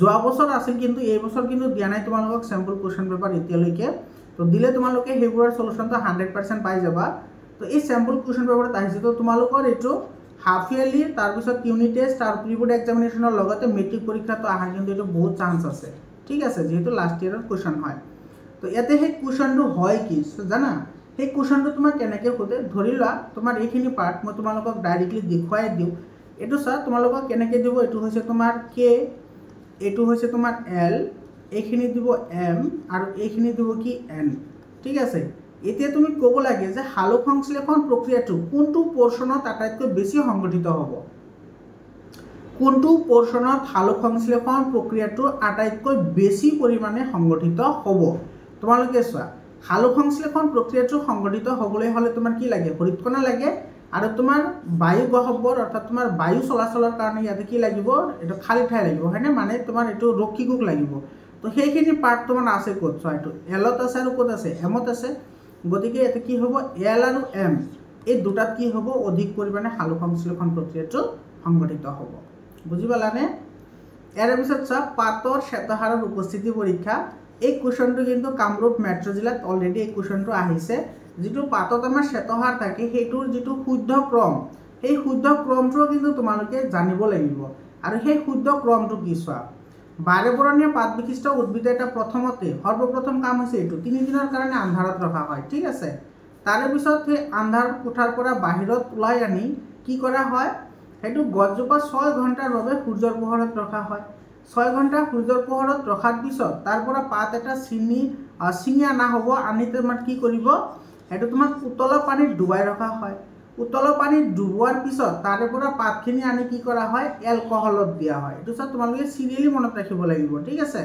এলকহলত দিয়া হ'ব এলকহলৰ পৰা উঠাই আনি সেইটো ক'ত দিয়া হ'ব আয়োডিন থকা দ্ৰৱ এটা থুমাই দিয়া হ'ব আয়োডিন থকা দ্ৰৱ আৰু একেবাৰে শেষত তোমাৰ সেইটো কি কৰা হ'ব আয়োডিন পানীৰে ধুই দিয়া হ'ব ধুই দিয়াৰ পিছত যদি পাতখিলাৰ বৰণ যদি নীলা হয় পাতখিলাৰ বৰণ যদি কি হয় নীলা হয় তেতিয়াহ'লে শ্বেতসাৰ থকা বুজাব আৰু যদি পাতখিলা নীলা নহয় তেতিয়াহ'লে শ্বেতসাৰ থকা নুবুজাব বুজি পাইছানে তো তোমালোকে এই 7টা পইণ্ট সিৰিয়ালি মনত ৰাখিবা ইয়াৰ পিছত চোৱা ষ্টমেটা মানে পত্ৰৰন্ধ্ৰ পত্ৰৰন্ধ্ৰ কি চোৱা পত্ৰৰন্ধ্ৰৰ ওপৰতো কিন্তু ডিফাৰেণ্ট টাইপ অফ কুৱেশ্যনছ হয় পত্ৰৰন্ধ্ৰ কি চোৱা তোমালোকে চোৱা উদ্ভিদৰ যিটো বৰ্জন প্ৰক্ৰিয়া আছে বা ৰেচন ক্ৰিয়া আছে সেই ৰেচন ক্ৰিয়াত পত্ৰৰন্ধ্ৰই কিন্তু মুখ্য ভূমিকা পালন কৰে হয়নে প্ৰথমতে তুমি ডায়াগ্ৰামটো চোৱা এই ডায়াগ্ৰামটো কিন্তু ডিটেকশ্যন কৰিবলৈ আহে ইয়াতে চোৱা এই যে মাজৰ যিটো বিন্দা এইটো বিন্দা যে দেখা পাইছা বিন্দাটো হৈছে পত্ৰৰন্ধ্ৰ মানে পাতত থকা সৰু সৰু বিন্দা সেইবোৰক আমি পত্ৰৰন্ধ্ৰ বুলি কওঁ এইটো চোৱা উদ্ভিদৰ পাতত থকা সৰু সৰু বিন্দাবোৰকে কি বোলে পত্ৰৰন্ধ্ৰ বুলি কয় আৰু এটা আছে বাতৰন্ধ্ৰ পত্ৰৰন্ধ্ৰ আৰু কি বাতৰন্ধ্ৰ তো পাতত থকাবোৰৰ পত্ৰ বুলি কোৱা হয় পত্ৰ মানে কি পত্ৰ মানে পাত ৰন্ধ্ৰ মানে বিন্দা হয়নে পত্ৰ মানে হৈছে পাত আৰু তোমাৰ ৰন্ধ্ৰ মানে হৈছে বিন্দা অৰ্থাৎ পাতত থকা বিন্দা সেইবোৰকে পত্ৰৰন্ধ্ৰ বোলে আৰু বাতৰন্ধ্ৰ কাক কয় যিবোৰ তোমাৰ ক'ত থাকে এইটো ঠাল ঠেঙুলি আৰু তোমাৰ গা গছত থাকে ঠিক আছে মানে গা গছ মানে তোমাৰ সেই গছটোত যিখিনি থাকে পাতৰ বাহিৰে য'ত থাকিব সেইবোৰক কি বুলি কোৱা হয় বাতৰন্ধ্ৰ বুলি কোৱা হয় আৰু এই দুয়োটাৰ কাৰ্য একেই হয় পত্ৰৰন্ধ্ৰৰ যি কাৰ্য বাতৰন্ধ্ৰৰো সেই একেই কাৰ্য কিন্তু পত্ৰৰন্ধ্ৰ বেছি পৰিমাণে কৰে বাতৰন্ধ্ৰই একেবাৰেই কম কৰে তাৰপিছত চোৱা এই পত্ৰৰন্ধ্ৰৰ এই যে তোমালোকে যি ইফালে দেখা পাইছা নেকি এইখিনি হৈছে তোমাৰ ৰক্ষীকোষ ঠিক আছে এই যে ফুট যে সেইবোৰ হৈছে ৰক্ষীকোষ আৰু এই গোটেইখিনি হৈছে তোমাৰ ক্লৰোপ্লাষ্ট গোটেইখিনি কি ক্লৰোপ্লাষ্ট বা এইটো তোমাৰ পত্ৰশৰীৰ বা হৰিতকণাও ক'ব পাৰা এতিয়া চোৱা পত্ৰৰন্ধ্ৰৰ কাৰ্য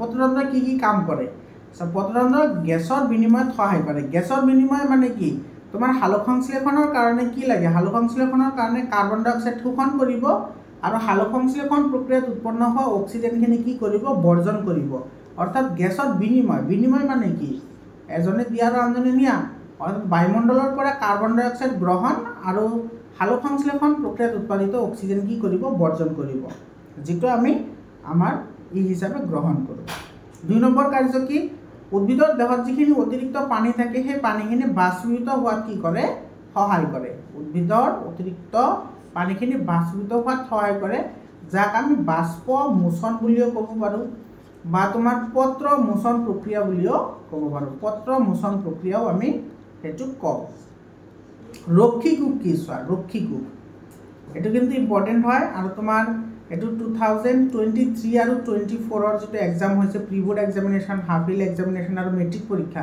এই কুৱেশ্যনটো আহিছে তাতে কি কুৱেশ্যন আহিছে যে পত্ৰৰন্ধ্ৰ ভিন্দা বন্ধ হোৱা আৰু খোল খোৱা কাৰ্যটো কিহৰ দ্বাৰা নিয়ন্ত্ৰিত হয় সেইটো হৈছে ৰক্ষীকোষৰ কাম হৈছে পত্ৰৰন্ধ্ৰৰ যিবোৰ বিন্দা আছে সেই বিন্দাবোৰ কেতিয়া খোল খাব আৰু কেতিয়া বন্ধ হ'ব দুটা কাৰ্য ৰক্ষীকোষৰ দ্বাৰা কি হয় নিয়ন্ত্ৰিত হয় আৰু এইটো কেতিয়া হয় চাবা এইটো বহুত ইম্পৰ্টেণ্ট হয় ইয়াৰ পৰা কিন্তু এছাৰশ্যন আৰু ৰিজনিঙৰ কুৱেশ্যন আহে ঠিক আছে তোমালোকে ভালদৰে চাবা পত্ৰৰন্ধ্ৰ কেতিয়া বন্ধ হয় আৰু কেতিয়া খোল খায় চাবা ৰক্ষীকোষত পানী সোমালে পত্ৰৰন্ধ্ৰ স্ফীত হৈ পৰে ফলত পত্ৰৰন্ধ্ৰ মুকলি হয় আৰু যেতিয়া ৰক্ষীকোষ দুটা সংকুচিত হয় তেতিয়া পত্ৰৰন্ধ্ৰ কি হয় বন্ধ হয় এতিয়া তোমালোকে মোক এটা প্ৰশ্নৰ আনসাৰ দিব লাগে তোমালোকে কোৱাচোন বাৰু যে দিনত পত্ৰৰন্ধ্ৰ খোলা থাকিব নে বন্ধ থাকিব আৰু ৰাতি খোলা থাকিব নে বন্ধ থাকিব অবভিয়াছলি দিনত খোলা থাকিব কাৰণ দিনত এটা সব পত্ৰৰন্ধ্ৰৰ কাম হৈছে কি পত্ৰৰন্ধ্ৰৰ কাম হৈছে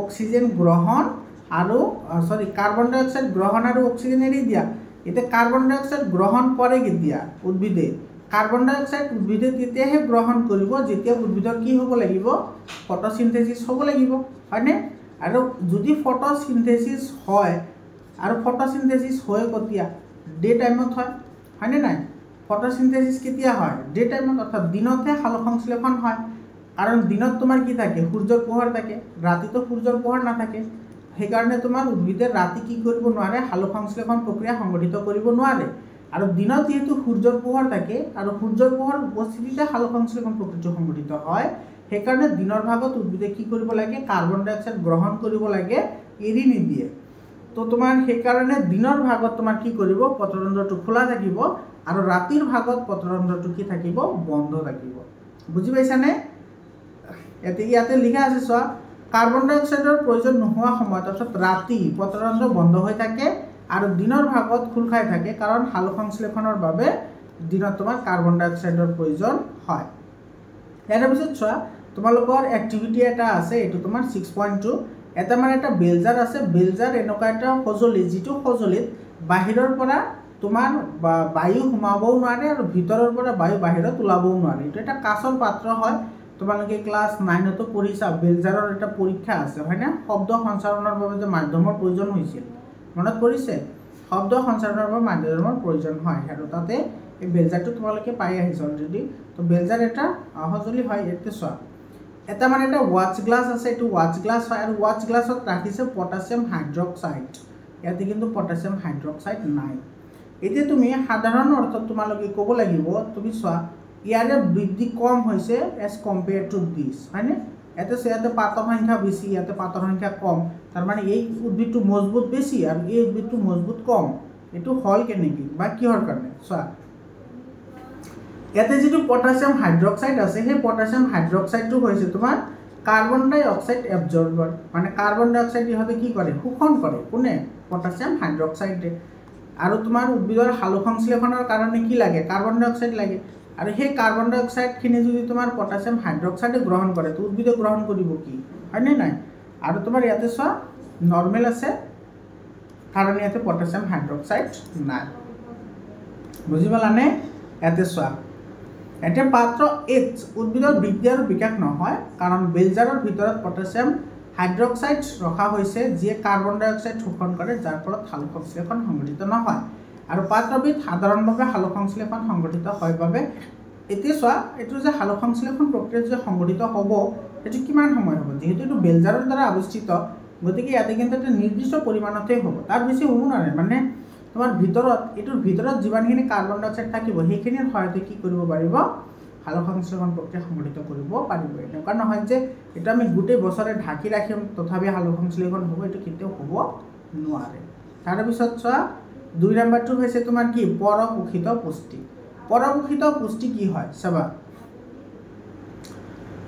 এইটো যিবোৰ জীৱই নিজৰ খাদ্য নিজে প্ৰস্তুত কৰিব নোৱাৰে আৰু বেলেগ জীৱ বা উদ্ভিদৰ ওপৰত নিৰ্ভৰ কৰি পুষ্টি গ্ৰহণ কৰে সেইবোৰেই হ'ল পৰপোষিত পুষ্টি উদাহৰণ হিচাপে আকাশীলতা চিক্ৰা মানে টিক ঠিক আছে এইটো ওৱান টাইপ অফ ইনচেক্ট হয় যিবোৰ তোমাৰ গাত লাগি ধৰে উপনীত জানাই এইটো ছোৱালীসকলৰ গাত যে থাকে উপনী জোক তো জানাই এইটো তোমালোকে এইটো লিচেছ হয় পেলু আচ্ছা তোমাৰ ফিটা পেলু তাৰপিছত ভ্ৰমীয়া পেলু আৰে ডিফাৰেণ্ট টাইপ অফ ৱৰ্মছত দিয় সেই যিবোৰে আমাৰ অন্তৰত যে বাস কৰে সেইবোৰ পেলুৰ কথা কৈছে ঘূৰণীয়া ক্ৰিমি এটা এইটো পেলুৰ এটা এক্সাম্পলছ হয় এতিয়া চোৱা তোমাৰ এমিবাৰ পৰিপুষ্টি এইটো চোৱা তোমালোকে কিন্তু এমিবাৰ যিটো পৰিপুষ্টি আছে তোমালোকে ডায়েগ্ৰামটো মনত ৰাখিব লাগিব আৰু এমিবাই কেনেদৰে খাদ্য গ্ৰহণ কৰে চাবা এতিয়া চোৱা এমিবা এবিধ একোষী প্ৰাণী একোষী মানে ইহঁতৰ দেহত মাত্ৰ এটা কোষ থাকে ঠিক আছে ইয়াৰ কোষাৱৰণ প্ৰটিন আৰু লিপিডৰ দ্বাৰা গঠিত ইয়াৰে যিটো কোষাৱৰণ আছে এইটো যে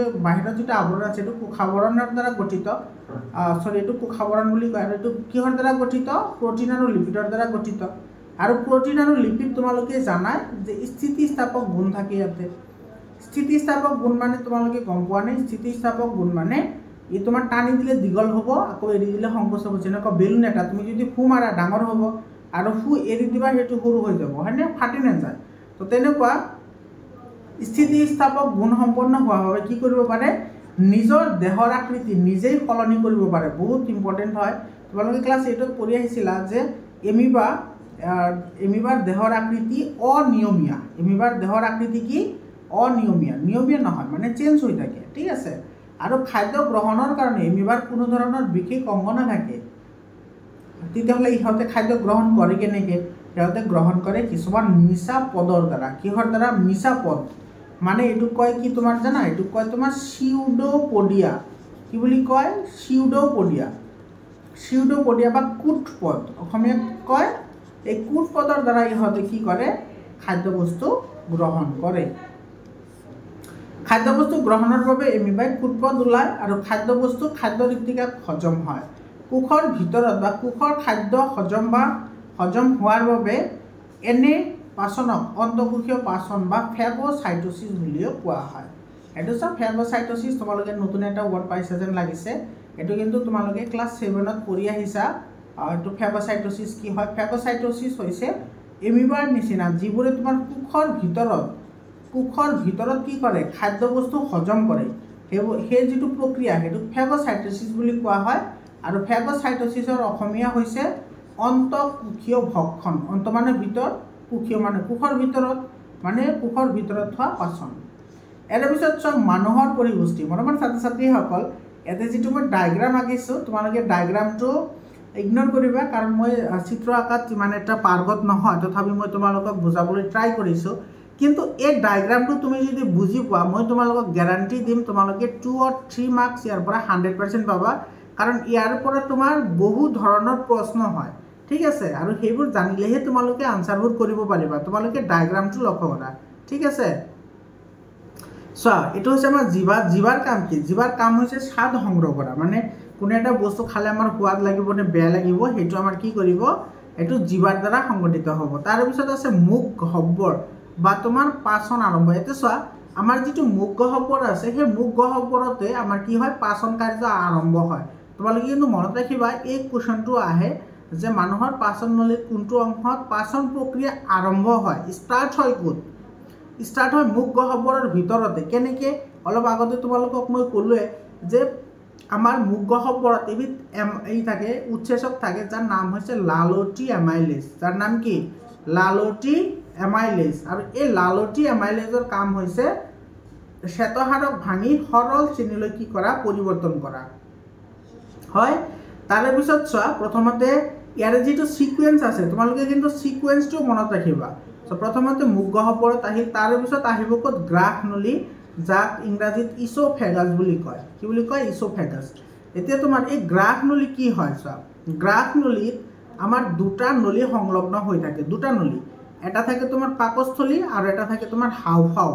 পাকস্থলী আৰু কি হাওঁফাওঁ এতিয়া তোমালোকে ক'বা যে স্যাৰ খাদ্য নলীৰ লগত পাকস্থলী আৰু হাওঁফাওঁ কেনেকৈ লগ লাগে আৰে ভাই সেইকাৰণে লগ লাগে সেইকাৰণেতো আমি মুখেৰে উশাহ নিশাহ ল'ব পাৰোঁ যদি আমি মুখেৰে উশাহ নিশাহ লওঁ সেইখিনিতো হাওঁফাওঁত যাব না আৰু খাদ্যটো আমি মুখেৰেই খাওঁ সেই খাদ্যখিনি যায় ক'ত পাকস্থলীত তো তেনেকুৱা আমাৰ কোঅৰ্ডিনেশ্যন হয় মানে সমন্বয় ৰক্ষা হয় যাৰ ফলত তোমাৰ অক্সিজেনখিনি কি হ'ব পাৰে পেটৰ ভিতৰত যায় অৰ্থাৎ পাকস্থলীত যায় আৰু তোমাৰ বায়ুখিনি অৰ্থাৎ অক্সিজেনখিনি সেইটো হাওঁফাওঁলৈ গতি কৰে চোৱা তোমালোকে এটা কথা মনত ৰাখিবা আমাৰ যিটো গ্ৰাহ নলী আছে সেই গ্ৰাহ নলী এনেকুৱা এটা অংগ যিটো অংগত কোনো ধৰণৰ পাচন ক্ৰিয়া সংঘটিত নহয় তথাপি কিন্তু এইটো এটা কি হয় পাচন প্ৰক্ৰিয়াৰ বা পাচন তন্ত্ৰৰ এটা অংগ হয় এইটো অংগ হয় কিন্তু তথাপি কিন্তু ইয়াতে কি নহয় পাচন প্ৰক্ৰিয়াটো সংঘটিত নহয় বুজি পাইছানে এতিয়া চোৱা ইয়াতে খাদ্যবস্তু আমাৰ মুখ গহ্বৰত ধৰা খাদ্যবস্তুখিনি ইয়াতে আছে এই খাদ্যবস্তুখিনিতো ইয়াতে আহিব লাগিব পাকস্থলীত হয়নে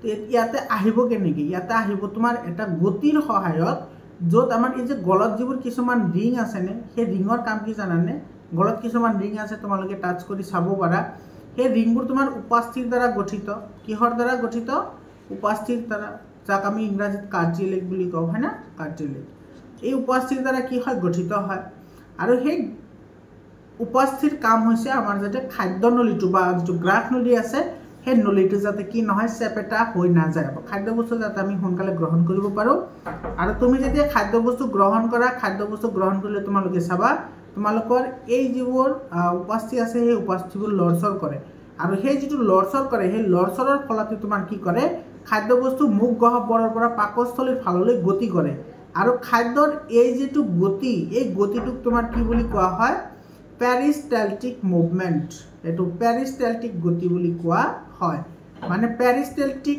গতিৰ ফলত খাদ্যবস্তু তোমাৰ মুখ গহ্বৰৰ পৰা কি হয় এইটো পাকস্থলীত প্ৰৱেশ কৰে তাৰ পিছত চোৱা পাকস্থলীত কি হয় চোৱা এই পাকস্থলীত তোমাৰ খাদ্যবস্তুখিনি অহাৰ লগে লগে পাকস্থলীত সৰ্বপ্ৰথম কি হ'ব হাইড্ৰক্লৰিক এচিড নিঃসৰণ হ'ব চোৱা হাইড্ৰক্লৰিক এচিড নিঃসৰণ হ'ব ঠিক আছে তেতিয়া হাইড্ৰক্লৰিক এচিডে কি কৰে চাবা বহুত ইম্পৰ্টেণ্ট হয় এইটো চব এইখিনি আমাৰ কি পাকস্থলী এইখিনি ঠিক আছে এইখিনি হৈছে আমাৰ কি পাকস্থলী আৰু এই পাকস্থলীৰ লগত তোমাৰ ক্ষুদ্ৰান্ত লগ হৈ এইটো ক্ষুদ্ৰান্ত লগ হৈ আছে আৰু ক্ষুদ্ৰান্তৰ লগত এইটো আমাৰ বৃহদান্ত কি হৈ আছে লগ হৈ আছে এতিয়া চোৱা এই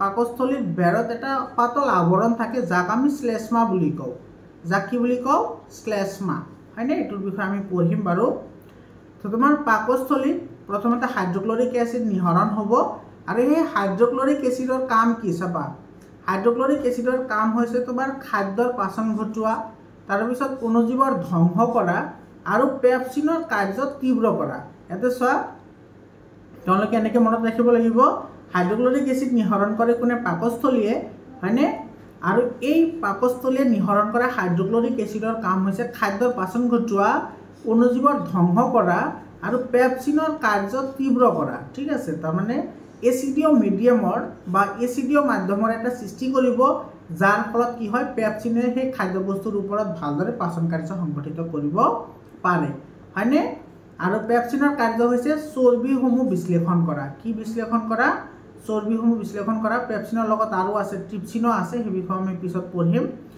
তাৰপিছত চোৱা কি কৰে এই যিটো হাইড্ৰক্লৰিক এচিড আছে হাইড্ৰক্লৰিক এচিডৰ পিএইচৰ ভ্যালু হৈছে 1.2 মানে ইমানেই তীব্ৰ যে এইটো খালে নিগনি মৰি যাব ঠিক আছে এই হাইড্ৰক্লৰিক এচিডটো বহুত তোমাৰ কি হয় এচিডিয় হয় তো এইটো তোমাৰ যেতিয়া এই এচিডখিনিয়ে যদি তোমাৰ বাহ্যিকভাৱে ক্ৰিয়া কৰিব বিচাৰিব তেতিয়া আমাৰ মাংসপেশী যিটো আমাৰ পাকস্থলী আছে পাকস্থলীত তোমাৰ যিটো বেৰ আছে এইটো যিটো বেৰ সেই বেৰটো তোমাৰ মাংসহাল হয় ঠিক আছে তাৰমানে মাংস থাকে ইয়াতে সেই মাংসখিনি কি কৰিব পচি যাব কাৰণ এইটোতো বহুত তীব্ৰ হয় তো সেই পচি নাযাবৰ কাৰণে ইয়াতে কি থাকে শ্লেষ্মা থাকে ইয়াতে কি থাকে শ্লেষ্মা আমি যাক মিউকাছ বুলি কওঁ বা শ্লেষ্মা বুলি কওঁ তো তোমাৰ এই শ্লেষ্মাৰ সুৰক্ষিত এটা আৱৰণ হয় যিয়ে তোমাৰ পাকস্থলীৰ মাংসহাল অংশটো বচাই ৰাখে কাৰ পৰা হাইড্ৰক্লৰিক এচিডৰ পৰা মৰমৰ ছাত্ৰ ছাত্ৰীসকল তোমালোকে ডেফিনেটলি তো গেষ্ট্ৰিকৰ কথা শুনিছা তাৰপিছত তোমালোকৰ পেট ফুটা হোৱা বুলিও শুনিছা যে পাকস্থলী ফুটা হৈছে এইটো চোৱা এই হাইড্ৰক্লৰিক এচিডটো বহুত তীব্ৰ হোৱাৰ বাবে কি কৰিব পাৰে এই মাংসপেশীক পচাব পাৰে আৰু সেই মাংসপেশীক যাতে পচাব নোৱাৰে তাৰ কাৰণে একটা আৱৰণ থাকে যাক আমি কি বুলি কওঁ শ্লেষ্মা বুলি কওঁ আৰু এই শ্লেষ্মা যদি ফুটা হয় এই শ্লেষ্মা ফুটা হ'লে এইটো ডাইৰেক্টলি ক'ত আহিব মাংসত আহিব আৰু মাংসত অহাৰ লগে লগে তোমাৰ মাংসপেশী পচি যাব আৰু যাৰ ফলত তোমাৰ এইটো কি হ'ব ফুটা হ'লে এটা ডিফাৰেণ্ট টাইপ অফ ডাঙৰ ডিজিজ তোমাৰ ইয়াতে কি কৰে দেখা দিয়ে বুজি পালানে মৰমৰ ছাত্ৰ ছাত্ৰীসকল এইটো গেষ্ট্ৰিকৰ কথা যে ক'লোঁ তুমি যদি নিয়মিতভাৱে খাদ্য গ্ৰহণ নকৰা আমাৰ পাকস্থলীতো হাইড্ৰক্লৰিক এচিড ইয়াতে দিয়ে থাকিব নেদি নাথাকে থাকিব যেতিয়া তোমাৰ ভোক লাগিব তেতিয়া পাকস্থলীয়ে কি কৰিব হাইড্ৰক্লৰিক এচিড নিঃসৰণ কৰিব আৰু তুমি যদি নিয়মিতভাৱে খাদ্য গ্ৰহণ নকৰা তেতিয়াহ'লে কি হ'ব তোমাৰ হাইড্ৰক্লৰিক এচিডৰ পৰিমাণ পাকস্থলীত বৃদ্ধি পাব আৰু পাকস্থলীত বেছি বৃদ্ধি পালে তোমাৰ পাকস্থলীটো কি হৈ যাব এচিডিয়া হৈ যাব যাক আমি কি বুলি কওঁ এচিড বুলি কওঁ বা এটা আমি সাধাৰণ ভাষাত কি বুলি কওঁ গেষ্ট্ৰিক বুলি কওঁ আমাৰ যে গেষ্ট্ৰিক হয় সেই কাৰণে হয় ঠিক আছে বুজি পালা এইখিনি মৰমৰ ছাত্ৰ ছাত্ৰীসকল তোমালোকৰ ভিডিঅ'টো কেনেকুৱা লাগিল তোমালোকে কমেণ্ট কৰি জনাবা আৰু তোমালোকে ভিডিঅ'টো শেষলৈকে চব বহুত ইণ্টাৰেষ্টিং লাগি আছে তো তোমালোকৰ কেনেকুৱা লাগি আছে তোমালোকে কমেণ্ট কৰি জনাবা সো তোমালোকক ইয়াতে যিখিনি মই তোমালোকক এইমাত্ৰ যিখিনি নলেজ দিবলৈ ট্ৰাই কৰিলোঁ তোমালোকে যদি লাষ্ট ইয়াৰৰ প্ৰি বোৰ্ড বা প্ৰি ফাইনেল এক্সামিনেশ্যন তাৰপিছত হাফ ইয়াৰলি কুৱেশ্যনছ পেপাৰ আৰু 2015 পৰা 2024লৈকে গোটেইকেইটা যিটো প্ৰিভিয়াছ ইয়াৰৰ কুৱেশ্যন পেপাৰ আছে সেইখিনি মই অলৰেডি সলিউশ্যন কৰি দিছোঁৱে আৰু অসমৰ ভিতৰত আটাইতকৈ বেছিক কুৱেশ্যন পেপাৰ মুঠতে সলিউশ্যন পাবা সায়েন্স আৰু মেথছৰ ঠিক আছে সায়েন্স আৰু মেথছৰ কথা কৈছোঁ বাৰু সায়েন্স আৰু মেথছৰ আটাইতকৈ বেছিক কুৱেশ্যন পেপাৰ মুঠতে সলিউশ্যন আছে তো তোমালোকে তাতে যদি চোৱা তোমালোকে তাতে গ'লে কি লাগিব জানা এইবোৰতো আমাৰ চুটকি কা খেল হয় ঠিক আছে এনেকুৱা লাগিব কাৰণ তুমি ইয়াতে গোটেইখিনি পঢ়িলা না আৰু যিখিনি তোমালোকক মই ক'লোঁ গোটেইখিনিৰ পৰাই তোমাৰ অলৰেডি কুৱেশ্যনছ আহিছে ঠিক আছে তাৰপিছত তোমালোকে চিন্তা কৰা তোমালোকৰ কাৰণেতো ইবুকো বনোৱা হৈছে ঠিক আছে তোমালোকে ইবুকটো ল'ব পাৰা তাতে তোমালোকৰ 100% what type of questions May arise in Euro exam questions আছে তাৰপিছত তোমাৰ ইনসাইড লং কুৱেশ্যন আছে তাৰপিছত তোমাৰ যিখিনি এক্সাৰসাইজৰ কুৱেশ্যন আছে সেই কুৱেশ্যনখিনিও তোমালোকে তাতে সলিউশ্যন পাই যাবা তোমালোকৰ যদি লাগে তোমালোকে হোৱাটছআপ গ্ৰুপত জইন হোৱা হোৱাটছআপ গ্ৰুপৰ লিংকটো মই ডেছক্ৰিপশ্যনত দি দিছোঁ তোমালোকে তাতে গ'লে ডেফিনেটলি চাব পাৰিবা ঠিক আছে ইয়াৰ পিছত চোৱা আমাৰ এই পাকস্থলীত খাদ্য গ'ল পাকস্থলীত খাদ্য তোমাৰ কি হ'ব আংশিকভাৱে পাচন হ'ব পাচন হোৱাৰ পিছতে খাদ্যবস্তুখিনি আহিব ক'ত ক্ষুদ্ৰান্ত্ৰত ক'ত আহিব ক্ষুদ্ৰান্ত্ৰত আহিব চাবা এই ক্ষুদ্ৰান্ত্ৰত অহাৰ লগে লগে তোমাৰ কি হ'ব শৰ্কৰা প্ৰটিন আৰু চৰ্বিৰ পাচন কাৰ্য সম্পূৰ্ণৰূপে হ'ব এইটো কিন্তু মনত ৰাখিবা আমাৰ যিটো ক্ষুদ্ৰান্ত্ৰ আছে সেই ক্ষুদ্ৰান্ত্ৰটো তোমাৰ পাচন নলীৰ আটাইতকৈ দীঘল নলী ক্ষুদ্ৰান্ত্ৰ পাচন নলীৰ আটাইতকৈ দীঘল নলী ঠিক আছে আৰু এই ক্ষুদ্ৰান্ত্ৰত তোমাৰ শৰ্কৰা প্ৰটিন আৰু চৰ্বিৰ সম্পূৰ্ণৰূপে কি হয় পাচন কাৰ্য সংগঠিত হয় তাৰপিছত আমাৰ যিটো ক্ষুদ্ৰান্ত্ৰ আছে সেই ক্ষুদ্ৰান্তৰ বেৰত কিছুমান কি আছে ক্ষুদ্ৰান্তৰ বেৰত কিছুমান চুলিৰ নিচিনা বা শাখা প্ৰবৰ্ধ হিচাপে কিছুমান অংশ ওলাই আহে আৰু সেই অংশবোৰক আমি কি বুলি কওঁ ভিলাই বুলি কওঁ সেই অংশখিনিৰ নাম কি ভিলাই তো তোমালোকৰ কুৱেশ্যন আহিব পাৰে যে ভিলাই কি ভিলাই কাৰণেতো তোমালোকে ক'ব লাগিব যে ক্ষুদ্ৰান্তৰ বেৰত বা অন্তৰ বেৰত কিছুমান চুলি সদৃশ প্ৰবৰ্ধ ওলাই আহে আৰু সেই প্ৰবৰ্ধবোৰকে ভিলাই বুলি কোৱা হয় আৰু ভিলাইৰ কাম কি ভিলাইৰ কাম হৈছে এই যে তোমাৰ ক্ষুদ্ৰান্তৰ যিখিনি তোমাৰ খাদ্যবস্তুৰ যে পাচন ঘটালে সেই পাচন ঘটোৱা খাদ্যৰ পৰা কি কৰা পাচিত খাদ্য শোষণ কৰা পাচিত খাদ্য কি কৰা শোষণ কৰা এইটো হৈছে ভিলাইৰ কাম তাৰমানে তোমাৰ সেই খাদ্যবস্তুত যিখিনি তোমাৰ দৰকাৰী বস্তু থাকিব গোটেইখিনি বস্তু তোমাৰ ভিলাই কি কৰিব শোষণ কৰিব ঠিক আছে এইটো হৈছে ভিলাইৰ কাম মৰমৰ ছাত্ৰ ছাত্ৰীসকল এতিয়া তোমালোকক এটা বহুত ইণ্টাৰেষ্টিং এটা কুৱেশ্যন তোমাৰ জড়িত হৈ আছে য'ৰ পৰা তোমাৰ কি হয় এছাৰশ্যন আৰু ৰিজনিঙৰ কুৱেশ্যন হয় আৰু সেই টপিকটো কি জানা যে তোমাৰ গৰুৰ পেটটো ডাঙৰ হয় আৰু বাঘৰ পেটটো সৰু হয় কিহৰ কাৰণে চব গৰু হৈছে তোমাৰ কি গৰু হৈছে তৃণভোজী প্ৰাণী গৰু হৈছে তৃণভোজী প্ৰাণী আৰু যদি তৃণভোজী প্ৰাণী হয় তেতিয়াহ'লে ইহঁতে ঘাঁহ বন খায় হয়নে ইহঁতে কি খায় ঘাঁহ বন খায় আৰু ঘাঁহ বন খালে তাতে কি থাকে চেলুলোজ থাকে কি থাকে চেলুলোজ কি জানানে তোমালোকে কিন্তু এইটো মনত ৰাখিবা চেলুলোজ এটা প্ৰাকৃতিক কাৰ্বহাইড্ৰেট হয় এইটো কি হয় প্ৰাকৃতিক কাৰ্বহাইড্ৰেট যিবোৰ তোমাৰ পাতৰ উদ্ভিদৰ পাতত থাকে চেলুলোজ আৰু চেলুলোজ তোমালোকেতো গমেই পোৱা না চেলুলোজটো তোমাৰ কি হয় উদ্ভিদৰ যিটো কোষাবৰণ সেইটো গঠন কৰে উদ্ভিদৰ কোষাবৰণ গঠন কৰা এইটো চেলুলোজে উদ্ভিদৰ কি কৰে কোষাবৰণ গঠন কৰে উদ্ভিদৰ কোষৰ কোষাবৰণ কি কৰে গঠন কৰে এইটো তোমাৰ যদি উদ্ভিদ হয় তো অবভিয়াছলি তাতে চেলুলোজ থাকিবই কাৰণ তাতে কোষ থাকিব তো পাতত তোমাৰ বেছিকৈ থাকে আৰু চেলুলোজ হৈছে এটা জটিল শৰ্কৰা চেলুলোজ এটা কি জটিল শৰ্কৰা আৰু ইয়াক পাচনৰ কাৰণে তোমাৰ কি লাগে বহুত সময় লাগে পাচনৰ কাৰণে বহুত সময় লাগে আৰু সেইকাৰণে যিবোৰ তৃণভোজী প্ৰাণী আছে সেই তৃণভোজী প্ৰাণীৰ পেটটো ডাঙৰ হয় অৰ্থাৎ পাকস্থলীটো কি হয় বহুত দীঘল হয় আৰু যিবোৰ মাংসভোজী প্ৰাণী আছে চব মাংসভোজী যিবোৰ প্ৰাণী আছে সেই মাংসসমূহ হৈছে তোমাৰ কি সৰল উপাদান ঠিক আছে মাংসসমূহ সৰল উপাদান আৰু ইবোৰক তোমাৰ বিযোজন কৰিবলৈ কি নালাগে বেছি সময়ৰ প্ৰয়োজন নহয় সেইকাৰণে তোমাৰ সেইবোৰৰ ক্ষুদ্ৰান্তটো কি থাকে চুটি থাকে বা সৰু থাকে সেইকাৰণে তোমাৰ যে তৃণভোজী প্ৰাণীসমূহৰ যেটো তোমাৰ কি থাকে তৃণভোজী প্ৰাণীসমূহৰ পাকস্থলীটো বহুত দীঘল থাকে আৰু মাংসভোজী প্ৰাণীৰ পাকস্থলীটো চুটি থাকে বা ঠেক থাকে ঠিক আছে মনত থাকিবনে ইয়াতে চোৱা তৃণভোজী ডাঙৰ থাকে কাৰণ চেলুলোজ হজমৰ বাবে অধিক সময়ৰ প্ৰয়োজন হয় সেইকাৰণে পাকস্থলীটো তৃণভোজী প্ৰাণীৰ ডাঙৰ আৰু মাংসভোজীৰ সৰু হয় কিহৰ কাৰণে কাৰণ মাংসভোজী প্ৰাণীসমূহ সৰল হয় আৰু সেইকাৰণে তোমাৰ সেইবোৰ সহজতে কি কৰিব পাৰে সেইটো বিশ্লেষণ কৰিব পাৰে বা হজম কৰিব পাৰে আৰু তোমাৰ কি হয় ক্ষুদ্ৰান্তৰ বেৰত কিছুমান তোমাৰ কি থাকে এনজাইম নিহৰণ কৰিব পৰা কিছুমান গ্ৰন্থি থাকে যিবোৰে তোমাৰ কি কৰে আন্তৰিক ৰস নিহৰণ কৰে কি ৰস আন্তৰিক ৰস অৰ্থাৎ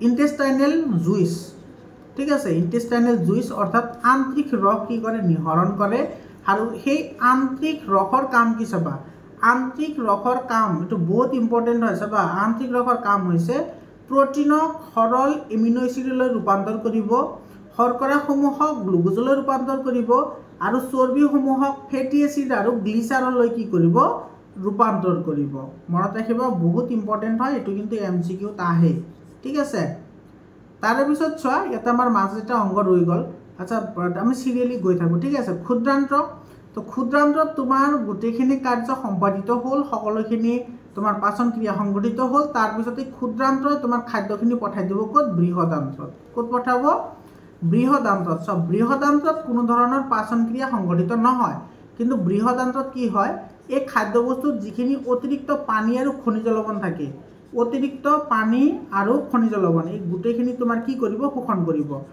তাৰ পিছত তোমাৰ শোষণ কৰাৰ পিছত কি কৰিব এটো আমাৰ যেটো মলভাণ্ড আছে মলভাণ্ড এইখিনি অংশক মলভাণ্ড বুলি কওঁ আমি এইখিনি অংশক মলভাণ্ড বুলি কওঁ মলভাণ্ড মানে য'ত আমাৰ কি থাকে মলসমূহ জমা হৈ থাকে আৰু সেই মলসমূহ আমাৰ কি কৰা হয় পায়ুৰ সহায়ত এটো আমি বাহিৰত ওলাই দিওঁ আৰু এই পায়ুত যিখিনি তোমাৰ কাৰ্য সংঘটিত কৰে হেতু কি কয় স্ফিনেক্টাৰ পেশী বুলি কয় মনত ৰাখিবা স্ফিনেক্টাৰ পেশীয়ে কি কৰে মলত্যাগ কাৰ্য নিয়ন্ত্ৰণ কৰে স্ফিনেক্টাৰ পেশীয়ে আমাৰ এই পায়ুৰ সহায়ত খাদ্যবস্তুখিনি বাহিৰত ওলাই অহাত মানে এই আমাৰ যেটো পায়ু আছে সেই পায়ুৰ চাৰিওফালে যিখিনি মংহাল অংশ থাকে হেতুক স্ফিনেক্টাৰ পেশী বুলি কোৱা হয় আৰু যে আমাৰ কি কৰে মলত্যাগ কাৰ্যত সহায় কৰে বুজি পালানে এতিয়া আহিছো চোৱা আমাৰ কিছুমান আন্তৰিক গ্ৰন্থি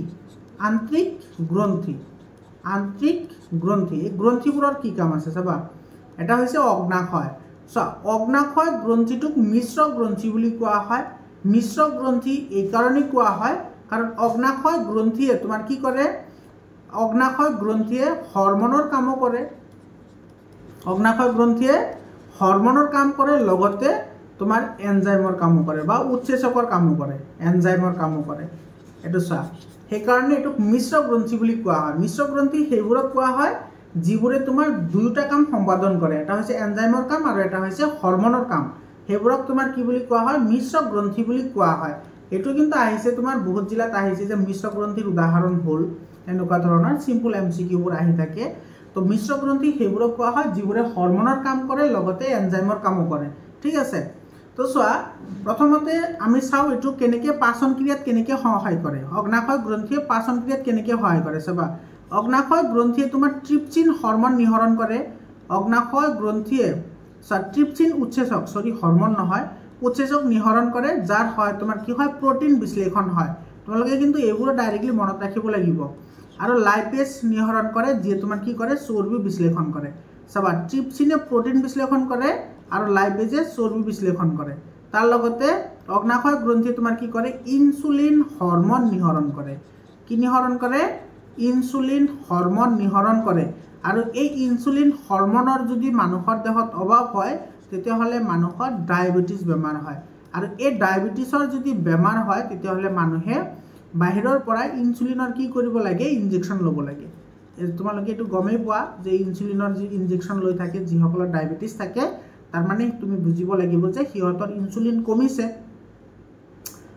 তেতিয়াহ'লে ইনচুলিনৰ কাম কি? ইনচুলিনৰ কাম কি? ইনচুলিনৰ কাম হৈছে আমাৰ তেজত থকা যিখিনি চেনি আছে বা গ্লুকোজ আছে সেইটোৰ পৰিমাণ নিয়ন্ত্ৰণ কৰা। চেনি বা গ্লুকোজৰ পৰিমাণ কি কৰা? নিয়ন্ত্ৰণ কৰা। যদি আমাৰ তেজত গ্লুকোজৰ পৰিমাণ বাঢ়ি যায়, তেতিয়াহ'লে তোমাৰ কি হয়? আমাৰ ডায়েবেটিছ হয়। সেইকাৰণে ইনচুলিন হ'লে মিঠা বস্তুবোৰ খাবলৈ দিয়া নহয়। ঠিক আছে, তাৰে পিছত এইফালে চোৱা, এইফালে আছে আমাৰ মধ্যস্থতা। মধ্যস্থতা মানে হৈছে তোমাৰ ডায়েফ্ৰাম। ঠিক আছে, এইটো ডায়েফ্ৰাম বুলিও কয়। এইটো ডায়েফ্ৰাম, স্পেলিং মিষ্টেক হ'ল, ডায়েফ্ৰাম। এইটো ডায়েফ্ৰাম এইটো GM, এইটো ডায়েফ্ৰাম, এইটোক আমি মধ্যস্থতা বুলি কওঁ। এই মধ্যস্থতা তোমাৰ পাচন ক্ৰিয়াত কোনো ধৰণৰ সহায় নকৰে, কিন্তু উশাহ নিশাহ লোৱাত সহায় কৰে। এইটো উশাহৰ সময়ত এইটো তললৈ যায়, এইটো ওপৰলৈ নহয়। মধ্যস্থতাটো যেতিয়া আমি উশাহ লওঁ তেতিয়া তললৈ আহে আৰু আমাৰ বুকুটো ডাঙৰ হয়। ঠিক আছে, যেতিয়া আমাৰ এই মধ্যস্থতাখন তলফালে আহিব, তেতিয়া আমাৰ বুকুটো কি হ'ব? ডাঙৰ হ'ব। আৰু যেতিয়া তোমাৰ ওপৰফালে যাব, তেতিয়া আমাৰ কি হ'ব? সেইটো সৰু হ'ব, আমাৰ বুকু সৰু হয়। ঠিক আছে, তাৰে পিছত চব পিত্তস্থলী। পিত্তস্থলীৰ পৰা তোমাৰ কি হয়? পিত্তৰস নিঃসৰণ হয়। আৰু এই পিত্তৰসৰ সহায়ত তোমাৰ কি হয়? চৰ্বিৰ ইমালচিফিকেশ্যন সংঘটিত হয়। ইমালচিফিকেশ্যন মানে যিবোৰ চৰ্বি থাকে, সেই চৰ্বিসমূহক তোমাৰ কি কৰিব? কঠিনৰ পৰা এইটো কি কৰিব? সৰল অৱস্থালৈ বিযোজিত কৰিব, যাতে তোমাৰ তাতে কি কৰিব পাৰে? বেলেগ বেলেগ উৎসেচকে তাতে ভালদৰে কাৰ্য কৰিব পাৰে, আমাৰ দেহে শোষণ কৰিব পাৰে। বুজি পালানে? ইয়াৰ পিছত চোৱা, তোমালোকে এইটো মনত ৰাখিবা দেই, চৰ্বিৰ ইমালচিফিকেশ্যন কোনে সংঘটিত কৰে? এইটো পিত্তৰসে। এইটো ইংৰাজীত কি বুলি কয়? বাইল চল্ট বুলি কয়। আৰু এইটো তোমাৰ অসমীয়াত পিত্তৰস বা পিত্ত লৱণ বুলিও কয়। পিত্ত লৱণ বা পিত্তৰস। ঠিক আছে, এইটো সহায়ত তোমাৰ কি কৰা হয়? চৰ্বিৰ ইমালচিফিকেশ্যন সংঘটিত হয়, অৰ্থাৎ চৰ্বিসমূহ জটিল অৱস্থাৰ পৰা সৰল অৱস্থালৈ কি হয়? বিযোজিত হয়। ইয়াৰ পিছত চোৱা, যকৃত। ইয়াৰ পিছত আছে যকৃত। যকৃত কি কৰে চোৱা? যকৃতে পিত্তৰস নিঃসৰণ কৰে। যকৃতৰ সহায়ত তোমাৰ কি হয়? পিত্তৰস নিঃসৰণ কৰে। আৰু তোমাৰ এইটো কি কৰে? নিষ্ক্ৰিয়কৰণত সহায় কৰে। কি নিষ্ক্ৰিয়কৰণত সহায় কৰে? যিবোৰ তোমাৰ অলাগতিয়াল অণুজীৱ আছে, সেই অলাগতিয়াল অণুজীৱক ধ্বংস কৰাত কি কৰে? সহায় কৰে। আৰু তোমালোকে জানাই আমাৰ যকৃত অৰ্থাৎ লিভাৰ হৈছে আমাৰ দেহৰ আটাইতকৈ ডাঙৰ গ্ৰন্থি। হ'ল, তাৰপিছত চোৱা, এইটো আমাৰ পায়ুৰ লগত এইফালে যিটো থাকে, আমাৰ এইটো লেফ্ট হেণ্ড ছাইডত যিটো অংগ থাকে, সেইটোক আমি এপেণ্ডিক্স বুলি কওঁ। আৰু এপেণ্ডিক্স তোমাৰ পাচন কাৰ্যৰ এটা নিষ্ক্ৰিয় অংগ হয়। নিষ্ক্ৰিয় অংগ মানে ইয়াতে কোনো ধৰণৰ কি নহয়? পাচন ক্ৰিয়া সংঘটিত নহয়। বুজি পালানে? তো এইখিনি আছিল আমাৰ মানুহৰ গোটেইখিনি পৰিপুষ্টি বা পাচন ক্ৰিয়া। ইয়াৰে পৰা তোমালোকে 100% কুৱেশ্যন পাবা। যিকোনো ধৰণৰ কুৱেশ্যন আহিলে তোমালোকে আনচাৰ কৰিব পাৰিবা। তোমালোকক মই গোটেইখিনি বুজাবলৈ ট্ৰাই কৰিছোঁ। আৰু ইয়াৰে যিটো খাদ্য গ্ৰহণৰ যিটো শুদ্ধ বা খাদ্য পচনৰ যিটো শুদ্ধ ক্ৰম, সেই ক্ৰমটো তোমালোকে মনত ৰাখিবা। প্ৰথমতে মুখত যাব, তাৰপিছত গ্ৰাহনলী, তাৰপিছত পাকস্থলী, ক্ষুদ্ৰান্ত, বৃহদান্ত আৰু একেবাৰে শেষত আহিব পায়ু। এইটো এনেকৈ চিৰিয়েলি তোমালোকে ইয়াৰ পৰা ছিকুৱেঞ্চ বেছড কুৱেশ্যনো হয়। ইয়াৰ পিছত চোৱা শ্বসন, এইটো কি হয় চোৱা, যি প্ৰক্ৰিয়াৰ সহায়ত জীৱই গ্লুক'জ, ৱাটাৰ, অক্সিজেন আদিৰ সহায়ত ৱাটাৰ, কাৰ্বন ডাই অক্সাইড আৰু শক্তি উৎপন্ন কৰে তাকে কি বুলি কোৱা হয়? শ্বসন বুলি কোৱা হয়। ঠিক আছে, ইয়াতে চোৱা যি প্ৰক্ৰিয়াৰ সহায়ত জীৱই, এইটো চোৱা C6H12O6, C6H12O6 এইটো গ্লুক'জ হয়, পানী হয় আৰু অক্সিজেন হয়। এইবোৰৰ সহায়ত কি কৰে? পানী উৎপন্ন কৰে, কাৰ্বন ডাই অক্সাইড উৎপন্ন কৰে, লগতে শক্তি উৎপন্ন কৰে, তাকে শ্বসন বুলি কোৱা হয়। আৰু এই শ্বসন প্ৰক্ৰিয়াটো আমি লয়াৰ ক্লাছত ডাইৰেক্টলি পঢ়িছিলোঁ যে উশাহ নিশাহ লোৱা প্ৰক্ৰিয়াকে শ্বসন বুলি কোৱা হয়। যিকে নহওক বাৰু, শ্বসন প্ৰক্ৰিয়া দুই প্ৰকাৰৰ। শ্বসন প্ৰক্ৰিয়া কেই প্ৰকাৰ? দুই প্ৰকাৰ। এটা হৈছে সবাত শ্বসন আৰু এটা কি? অবাত শ্বসন। ইয়াৰে যিবোৰ কেৰেক্টাৰিষ্টিক্স আছে বহুত ইম্পৰ্টেণ্ট হয়, তোমালোকে কেৰেক্টাৰিষ্টিক্সখিনি কিন্তু মনত ৰাখিব লাগিব। এটা চোৱা সবাত শ্বসনৰ কেৰেক্টাৰিষ্টিক্স কি কি আছে? সবাত শ্বসনটো অক্সিজেনৰ উপস্থিতিত সংঘটিত হয় আৰু এইটো মাইটকণ্ড্ৰিয়াত সংঘটিত হয়। পাইৰুভেট অণুৰ পৰা চোৱা প্ৰথমতে 6টা কাৰ্বনযুক্ত গ্লুকোজৰ অণু, এইটো H12O6, এইটো প্ৰথমতে ভাঙিব, ভাঙি তোমাৰ 3টা কাৰ্বনযুক্ত কি কৰিব? পাইৰুভেট অণুলৈ পৰিৱৰ্তন হ'ব। পাইৰুভেট অণুৰ পৰা উৎপন্ন হ'ব কি? কাৰ্বন ডাই অক্সাইড, ৱাটাৰ আৰু শক্তি। মনত ৰাখিবা দেই, এইবোৰ কথা বহুত ইম্পৰ্টেণ্ট হয়। পাইৰুভেট অণুৰ পৰা কি হ'ব? কাৰ্বন ডাই অক্সাইড, ৱাটাৰ আৰু শক্তি উৎপন্ন হ'ব। এতিয়া চোৱা 6টা কাৰ্বনযুক্ত গ্লুকোজ ভাঙি 3টা কাৰ্বনযুক্ত পাইৰুভেট অণুলৈ পৰিৱৰ্তন হয় আৰু পাইৰুভেট অণুৰ পৰা 3টা কাৰ্বন ডাই অক্সাইড, 3টা কাৰ্বন ডাই অক্সাইড উৎপন্ন হ'ব, ৱাটাৰ উৎপন্ন হ'ব আৰু কি উৎপন্ন হ'ব? শক্তি উৎপন্ন হ'ব। আৰু ইয়াতে অধিক শক্তি কি হয়? উৎপন্ন হয়। এতিয়া তোমাৰ চোৱা, যদি তোমালোকক ডিফাৰেঞ্চ আহে যে সবাত শ্বসন আৰু অবাত শ্বসনৰ ডিফাৰেঞ্চ লিখা, তুমি এইখিনি আৰু এইখিনি লিখি দিলে তোমাৰ ডিফাৰেঞ্চো হৈ যাব। ঠিক আছে, ইয়াতে চোৱা অবাত শ্বসন চোৱা অক্সিজেনৰ অনুপস্থিতিত সংঘটিত হয় আৰু অবাত শ্বসনটো সংঘটিত হয় কোষ প্ৰৰসত। সবাত শ্বসন সংঘটিত হৈছিল মাইটকণ্ড্ৰিয়াত, এইটো হৈছে তোমাৰ কোষ প্ৰৰসত। 6টা কাৰ্বনযুক্ত গ্লুকোজ অণু ভাঙি 3টা কাৰ্বনযুক্ত পাইৰুভেট অণুৰ সৃষ্টি হ'ব। পাইৰুভেট অণুৰ পৰা ইথাইল এলকহল আৰু কাৰ্বন ডাই অক্সাইড উৎপন্ন হয়। এতিয়া চোৱা ইথাইল এলকহল উৎপন্ন হয়। ইথাইল এলকহল এটাৰ এক্সাম্পল হৈছে লেক্টিক এচিড। চাবা এইটো যিটো লেক্টিক এচিড আছে, এইটো তোমাৰ ইথাইল এলকহলৰ এটা এক্সাম্পল হয়। ঠিক আছে, তো লেক্টিক এচিড উৎপন্ন হয় আৰু সেই লেক্টিক এচিড উৎপন্ন হোৱাৰ কাৰণেই আমি যদি অধিক পৰিশ্ৰম কৰোঁ তেতিয়াহ'লে কি হয়? আমাৰ শিৰামুৰি ধৰে বা আমাৰ যিটো ভেইন ক্ৰেম্পিং বুলি কয় যে, সেইটো আমাৰ কি হয়? ক্ৰেম্পছ হয়। মৰমৰ ছাত্ৰ ছাত্ৰীসকল চোৱা, আমি হঠাতে যেতিয়া আমি পৰিশ্ৰম কৰিলে আমাৰ কি হয়? অধিক অক্সিজেনৰ দৰকাৰ হয়। কিহৰ কাৰণে? আমি যিমানে পৰিশ্ৰম কৰিম সিমানে আমাৰ শক্তি খৰচ হ'ব আৰু সেই শক্তি পুৰাবলৈ আমাৰ কি লাগিব? অক্সিজেন লাগিব। আৰু সেই অক্সিজেনটো আমি গ্ৰহণ কৰোঁ ক'ৰ পৰা? এনভাইৰনমেণ্টৰ পৰা। আৰু সেই এনভাইৰনমেণ্টৰ পৰা যেতিয়া আমি অক্সিজেন গ্ৰহণ কৰিব লাগে, সেইকাৰণে পৰিশ্ৰম কৰিলে আমাৰ উশাহ নিশাহটো কি হয়? খৰতকীয়া হয়। উশাহ নিশাহটো আমি সোনকালে ল'ব লাগে। ঠিক আছে, কিন্তু কেতিয়াবা এনেকুৱা হয় যে আমি ইমানেই পৰিশ্ৰম কৰোঁ যে আমি বাহিৰৰ পৰা অক্সিজেন গ্ৰহণ কৰাটো পৰ্যাপ্ত নহয়। তেতিয়া কোষসমূহে কি কৰিব? কোষসমূহে উপায় নাপায় কি কৰিব? বিনা অক্সিজেনতে সিহঁতে কাৰ্য কৰা আৰম্ভ কৰিব। অক্সিজেন নোহোৱাকৈ কি কৰিব? কাৰ্য কৰা আৰম্ভ কৰিব।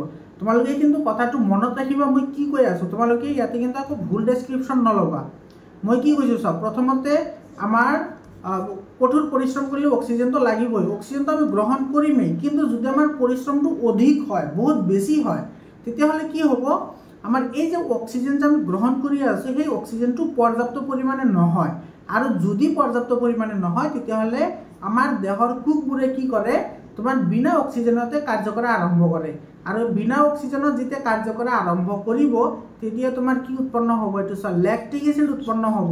আৰু সেই লেক্টিক এচিডৰ কাৰণেই আমাৰ গাটো বিষাই থাকে। এইটো যদি আমি 2 এদিন ৰেষ্ট লওঁ, সেইটো অট'মেটিকেলি ঠিক হৈ যায়। তাৰ কাৰণে কোনো ধৰণৰ মেডিচিন লোৱাৰ দৰকাৰ নাই।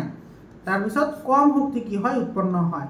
তোমালোকক এইমাত্ৰ যিটো মই পৰিশ্ৰমৰ কথা ক'লোঁ, এইখিনি কিন্তু তোমালোকৰ পৰীক্ষাত প্ৰশ্ন আহে, বহু ধৰণৰ কুৱেশ্যন হয়। তাৰে পিছত চোৱা, আমাৰ এইটো গ্লুকোজৰ অণু ভাঙনৰ বিভিন্ন পথ, সেইটো শ্বসনৰ বিভিন্ন পৰ্যায় বুলি ক'ব পাৰা। তো ইয়াতে চোৱা এই যিটো ডায়াগ্ৰাম আছে সেই ডায়াগ্ৰামটো কিন্তু তোমালোকৰ কাৰণে বহুত ইম্পৰ্টেণ্ট হয়, তোমালোকে মনত ৰাখিব লাগিব, ঠিক আছে। চোৱা গ্লুকোজৰ অণু 6টা কাৰ্বনযুক্ত গ্লুকোজৰ অণু কুপ্ৰৰসত যিটো পাইৰুভেট অণু 3টা কাৰ্বনযুক্ত পাইৰুভেট অণুলৈ পৰিৱৰ্তন হ'ব। আৰু ইষ্টৰ কোষত তোমালোকে কিন্তু সিকুৱেন্সও মনত ৰাখিব লাগে, তোমালোকে পৰীক্ষাত সিকুৱেন্স বেছড কুৱেশ্যনো আহে। ইষ্টৰ কোষত প্ৰথমতে অক্সিজেনৰ অনুপস্থিতি থাকিব, মানে অক্সিজেন নাথাকে। অক্সিজেন যদি নাথাকে তেতিয়াহ'লে ইথানল উৎপন্ন হ'ব, কাৰ্বন ডাই অক্সাইড উৎপন্ন হ'ব আৰু শক্তি উৎপন্ন হ'ব। আৰু ইথানল হৈছে 2টা কাৰ্বনযুক্ত এটা অণু। তাৰে পিছত যদি অক্সিজেন কম হয় তেতিয়াহ'লে এইটো পেশী কোষত কাৰ্যটো সংঘটিত হ'ব, আৰু পেশী কোষত কাৰ্যটো সংঘটিত হোৱাৰ লগে লগে ল্যাকটিক এচিড উৎপন্ন হ'ব, যিটো তোমাৰ 3টা কাৰ্বনযুক্ত হয়, লগতে এনাৰ্জি ফৰ্মেশ্যন হ'ব। আৰু অক্সিজেনৰ উপস্থিতিত সেইটো সংঘটিত হ'ব আমাৰ মাইটকণ্ড্ৰিয়াত। ক'ত সংঘটিত হ'ব? মাইটকণ্ড্ৰিয়াত। আৰু মাইটকণ্ড্ৰিয়াত সংঘটিত হ'লে কি কি উৎপন্ন হ'ব? কাৰ্বন ডাই অক্সাইড, ৱাটাৰ আৰু কি উৎপন্ন হ'ব? এনাৰ্জি উৎপন্ন হ'ব। বুজি পালানে বৰ্তমান ছাত্ৰ ছাত্ৰীসকল? ইয়াৰ পিছত চোৱা এটিপি। এটিপি কি চাবা? এটিপিৰ সম্পূৰ্ণ নাম হৈছে এডিন'চিন ট্ৰাইফছফেট। এটিপিক কোষীয় শক্তিৰ মুদ্ৰা বুলিও কোৱা হয়। কোষৰ এণ্ডোথাৰ্মিক বিক্ৰিয়াৰ বাবে এটিপি প্ৰয়োগ কৰা হয়। সো এণ্ডোথাৰ্মিক মানে হৈছে তাপগ্ৰাহী। এণ্ডোথাৰ্মিক মানে তাপগ্ৰাহী বিক্ৰিয়া সংঘটিত কৰাৰ কাৰণে এইটো আমাৰ এটিপি ব্যৱহাৰ কৰা হয়। ৱাটাৰৰ সহায়ত এটিপিৰ পৰা পি এটা ওলাই গ'লে, চাওঁ যদি পানীৰ সহায়ত এটিপিৰ পৰা, এটিপি মানে ট্ৰাইফছফেট অৰ্থাৎ 3টা ফছফেটযুক্ত, যদি এটা পি ওলাই যায় তেতিয়াহ'লে কিমান পৰিমাণৰ শক্তি উৎপন্ন হয়? চোৱা 30.5 কিলোজুল পাৰ মোল পৰিমাণৰ কি হয়? শক্তি উৎপন্ন হয়। আৰু এইটো চোৱা এডিপি। এডিপি মানে হৈছে এডিন'চিন ডাইফছফেট অৰ্থাৎ 2টা ফছফেট, ডাই মানে 2টা, ঠিক আছে। তো এডিন'চিন ডাইফছফেট উৎপন্ন হয়, তাৰ লগত যদি এটা ফছফেট উৎপন্ন হয় তেতিয়াহ'লে কি উৎপন্ন হয়? এটিপি উৎপন্ন হয়, অৰ্থাৎ এডিন'চিন ট্ৰাইফছফেট উৎপন্ন হয়। ইয়াতে চোৱা এইটো কিন্তু এছাৰশ্যন আৰু ৰিজনিঙৰ কুৱেশ্যন হয়, বহুত জিলাত আহিছে অলৰেডি কুৱেশ্যনটো। তোমালোকে যিটো ইবুক বনোৱা হৈছে, তোমালোকে প্ৰত্যেকটো চেপ্টাৰৰে ইবুক পাই যাবা। একেবাৰে মিনিমাম প্ৰাইচত তোমালোকে ইবুকটো পাই যাবা। সেই ইবুকটো তোমালোকে লৈ লোৱা, তোমালোকে তাৰে পৰা 100% কুৱেশ্যন তোমালোকে পাই যাবা। ইজি কুৱেশ্যন আছে, তাৰপিছত হাৰ্ড কুৱেশ্যন আছে, সিকুৱেন্স বেছড কুৱেশ্যন আছে, সকলোখিনি তোমালোকে তাতে পাই যাবা, ঠিক আছে। এই কুৱেশ্যনটো কিন্তু এছাৰশ্যন আৰু ৰিজনিঙৰ কুৱেশ্যন হয়। ইয়াৰ পৰা দিনৰ ভাগত সালোকসংশ্লেষণৰ বাবে কাৰ্বন ডাই অক্সাইডৰ প্ৰয়োজন হয়, আৰু ইয়াৰ বাবে কাৰ্বন ডাই অক্সাইড কি নহয়? নিৰ্গত নহয়। দিনৰ ভাগততো সালোকসংশ্লেষণ হ'ব লাগে, আৰু সালোকসংশ্লেষণৰ কাৰণে কাৰ্বন ডাই অক্সাইড লাগিব। আৰু যদি কাৰ্বন ডাই অক্সাইড লাগে তেতিয়াহ'লে ষ্টমেটা খোল খাব। মানে দিনৰ ভাগতে তোমাৰ পত্ৰৰন্ধ্ৰ খোলা থাকে, অলপ আগতে আমি ডিছকাশ্যন কৰিছোঁ অলৰেডি, হয়নে? আৰু ৰাতিৰ ভাগত কাৰ্বন ডাই অক্সাইড কি হয়? নিৰ্গত হয়, কাৰণ ৰাতিৰ ভাগত আমাৰ ষ্টমেটা অৰ্থাৎ পত্ৰৰন্ধ্ৰ কি হৈ থাকে? বন্ধ হৈ থাকে, ঠিক আছে। ইয়াৰ পিছত চোৱা জলচৰ আৰু স্থলচৰ প্ৰাণীৰ অক্সিজেন গ্ৰহণ, মানে জলচৰ আৰু স্থলচৰ প্ৰাণীয়ে কেনেকৈ বাহ্যিক পৰিৱেশৰ পৰা অক্সিজেন গ্ৰহণ কৰে। চাবা স্থলচৰ প্ৰাণীয়ে বায়ুমণ্ডলত থকা অক্সিজেন পোনপটীয়াকৈ গ্ৰহণ কৰিব পাৰে আৰু কম শক্তি খৰচ কৰি অক্সিজেন গ্ৰহণ কৰিব পাৰে। তোমালোকৰ এইটো যিটো অনুশীলনী আছে বা প্ৰশ্নাৱলী আছে, প্ৰশ্নাৱলীত অলৰেডি কুৱেশ্যন আছে। জলচৰ মানে যিবোৰ পানীত থাকে সেইবোৰ, আৰু স্থলচৰ মানে যিবোৰ মাটিত থাকে সেইবোৰ। তো আমি ডাইৰেক্টলি গ্ৰহণ কৰিব পাৰোঁ, আমাৰ কথা কি কোৱা, হয়নে? আমি পৰিৱেশৰ পৰা ডাইৰেক্টলি অক্সিজেন গ্ৰহণ কৰিব পাৰোঁ, সেইকাৰণে উশাহ নিশাহৰ কাৰণে আমাৰ কম শক্তিৰ প্ৰয়োজন হয়। কিন্তু জলচৰ প্ৰাণীৰ কথা ভাবা, জলচৰ প্ৰাণী মানে পানীত থকা, পানীত কি কি থাকে? H2O, পানীত হাইড্ৰজেন আছে, লগতে অক্সিজেন আছে, অৰ্থাৎ কি কৰে? হাইড্ৰজেন আৰু অক্সিজেন মিহলি হৈ থাকে, হয়নে? এইটো চোৱা পানীত মিহলি হৈ থকা অক্সিজেনহে জলচৰ প্ৰাণীয়ে হাওঁফাওঁ বা ফুলৰ সহায়ত কি কৰিব পাৰে? গ্ৰহণ কৰিব পাৰে। যিহেতু তুলনামূলকভাৱে পানীত কম অক্সিজেন থাকে, সেয়ে জলচৰ প্ৰাণীয়ে অক্সিজেন গ্ৰহণৰ বাবে অধিক শক্তি খৰচ কৰিব লাগে।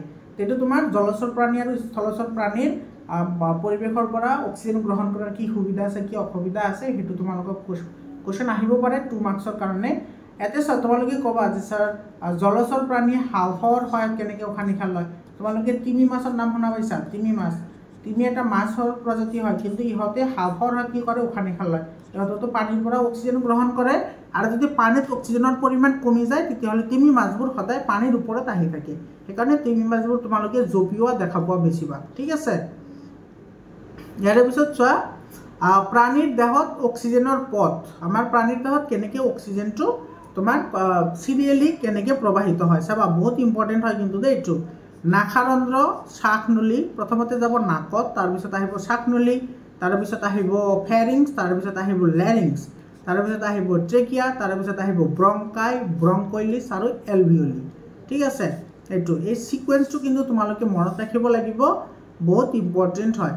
ইয়াৰ পিছত তোমালোকৰ কিতাপত ডায়েগ্ৰামটো দিয়াই আছে, তোমালোকে ডায়েগ্ৰামটো চালে গম পাবা। তাৰপিছত বায়ুকূপ কি চোৱা, এলভিঅলি বুলি কয়। হাঁওফাঁওৰ ভিতৰত শ্বাসনলীডাল সৰু সৰু কিছুমান শাখাত বিভক্ত হৈ ক্ষুদ্ৰ ক্ষুদ্ৰ বেলুন সদৃশ অংগৰ সৃষ্টি হয়, ইয়াকে কি বুলি কোৱা হয়, বায়ুকূপ বুলি কোৱা হয়। বায়ুকূপত অসংখ্য ক্ষুদ্ৰ ক্ষুদ্ৰ ৰক্তকেশিকাই জালিকা গঠন কৰে। হাঁওফাঁওত প্ৰৱেশ কৰা অক্সিজেনযুক্ত তেজৰ পৰা ৰক্তজালিকাবোৰে অক্সিজেন গ্ৰহণ কৰে আৰু দেহৰ বিভিন্ন কোষত প্ৰেৰণ কৰে। অক্সিজেন গ্ৰহণ আৰু কাৰ্বন ডাই অক্সাইডৰ বৰ্জন আৰু সঞ্চয়নৰ বাবে বায়ুকূপে আয়তন বৃদ্ধি কৰিব পাৰে। এইটো তোমাৰ চোৱা কিমান বৃদ্ধি কৰিব পাৰে, প্ৰায় 80 স্কুৱাৰ মিটাৰ সি কি কৰিব পাৰে, বেছি বহল কৰিব পাৰে। তোমালোকৰ যদি সোধে যে বায়ুকূপৰ গঠন আৰু কাৰ্য বৰ্ণনা কৰা, তেতিয়াহ'লে তোমালোকে এইখিনি লিখি দিলে তোমালোকৰ এনচাৰ হৈ যাব 2 মাৰ্কছৰ কাৰণে। আৰু যদি 3 মাৰ্কছ আহে তেতিয়াহ'লে কিন্তু তোমালোকে ইয়াতে ডায়েগ্ৰামটো আঁকি দিব লাগিব। ঠিক আছে, 3 মাৰ্কৰ আহিলে ডায়েগ্ৰামটো আঁকি দিবা আৰু এইখিনি লিখি দিবা, 100% তোমালোকে মাৰ্ক পাবা। আৰু যদি 2 মাৰ্কছ আহে কেৱল এইখিনি লিখি দিলেই হৈ যাব। ঠিক আছে, এইটো কিন্তু আহে পৰীক্ষাত, তেনেকুৱা নহয় যে পৰীক্ষাত নাহে। বায়ুকূপৰ গঠন আৰু কাৰ্য। ইয়াৰ পিছত চব ব্লাড, আমাৰ ব্লাড কি হয়, এইটো কিন্তু বহুত ইম্পৰ্টেণ্ট এটা টপিক হয়। এই টপিকটো কিন্তু তোমালোকে মনত ৰাখিব লাগিব। ব্লাড তোমালোকক মই 100% লৈ আহিছোঁ। ঠিক আছে, তোমালোকে চিন্তা কৰিব নালাগে। তোমালোকৰ চব মই যিমানখিনি তোমালোকক মই বুজাই আছোঁ, ইয়াৰে কিন্তু বহুত বস্তু কিতাপৰ পৰা লোৱা হৈছে আৰু বহুত বস্তু বাহিৰৰ পৰাও লোৱা হৈছে। সেইবোৰ মই ষ্টাডি কৰিহে তোমালোকৰ কাৰণে এইবোৰ মই তোমালোকক ক'বলৈ চেষ্টা কৰিছোঁ। বহুত কথা তোমালোকে কিতাপত নাপাবা, সেই কথাবোৰো তোমালোকক মই শিকাবলৈ চেষ্টা কৰিছোঁ। ঠিক আছে, যেনেকুৱা এই ব্লাডৰ বিষয়ে তোমালোকৰ কিতাপত যিখিনি আছে তাতকৈ মই 2 গুণ বেছি তোমালোকক নলেজ দিম। ঠিক আছে, চোৱা ইয়াতে তেজ এবিধ সংযোজক কলা হয়। ই খাদ্যৰ উপাদান অক্সিজেন, কাৰ্বন ডাই অক্সাইড, প্ৰটিন আদি দেহত কি কৰে, পৰিবহন কৰে। আমিতো সকলোৱে জানি আহিছিলোঁ যে তেজ এবিধ সংযোজক কলা হয়নে। কিহৰ কাৰণে সংযোজক বুলি কোৱা হয়, কাৰণ ই খাদ্যৰ উপাদান, তাৰপিছত খাদ্যৰ উপাদান মানে কি, পৰিপুষ্টি, অক্সিজেন, কাৰ্বন ডাই অক্সাইড, প্ৰটিন আদি কি কৰে, দেহত এইটো পৰিবহন কৰে। সেইটো চব তেজৰ উপাংশ।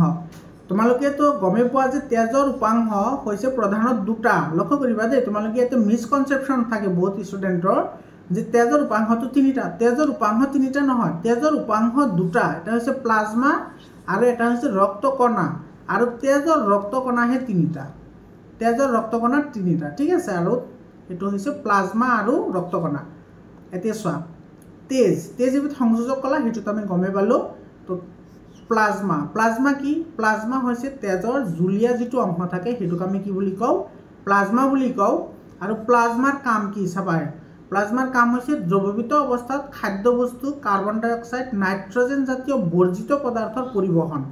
নাইট্ৰজেন জাতীয় বৰ্জিত পদাৰ্থ মানে আমি যেতিয়া শ্বসন প্ৰক্ৰিয়া সংঘটিত কৰোঁ, সেই শ্বসন প্ৰক্ৰিয়াত তোমাৰ বহু ধৰণৰ আৱৰ্জনা উৎপন্ন হয় আৰু সেই আৱৰ্জনাবোৰ পৰিবহনৰ কাৰণে প্লাজমাই কি কৰে, সহায় কৰে। এতিয়া চোৱা আমাৰ তেজত যিবোৰ ৰক্তকণা থাকে, তেজত 3টা ৰক্তকণা থাকে। কেইটা ৰক্তকণা, 3টা ৰক্তকণা থাকে। এটা হৈছে RBC মানে হৈছে লোহিত ৰক্তকণিকা, ৰেড ব্লাড চেল।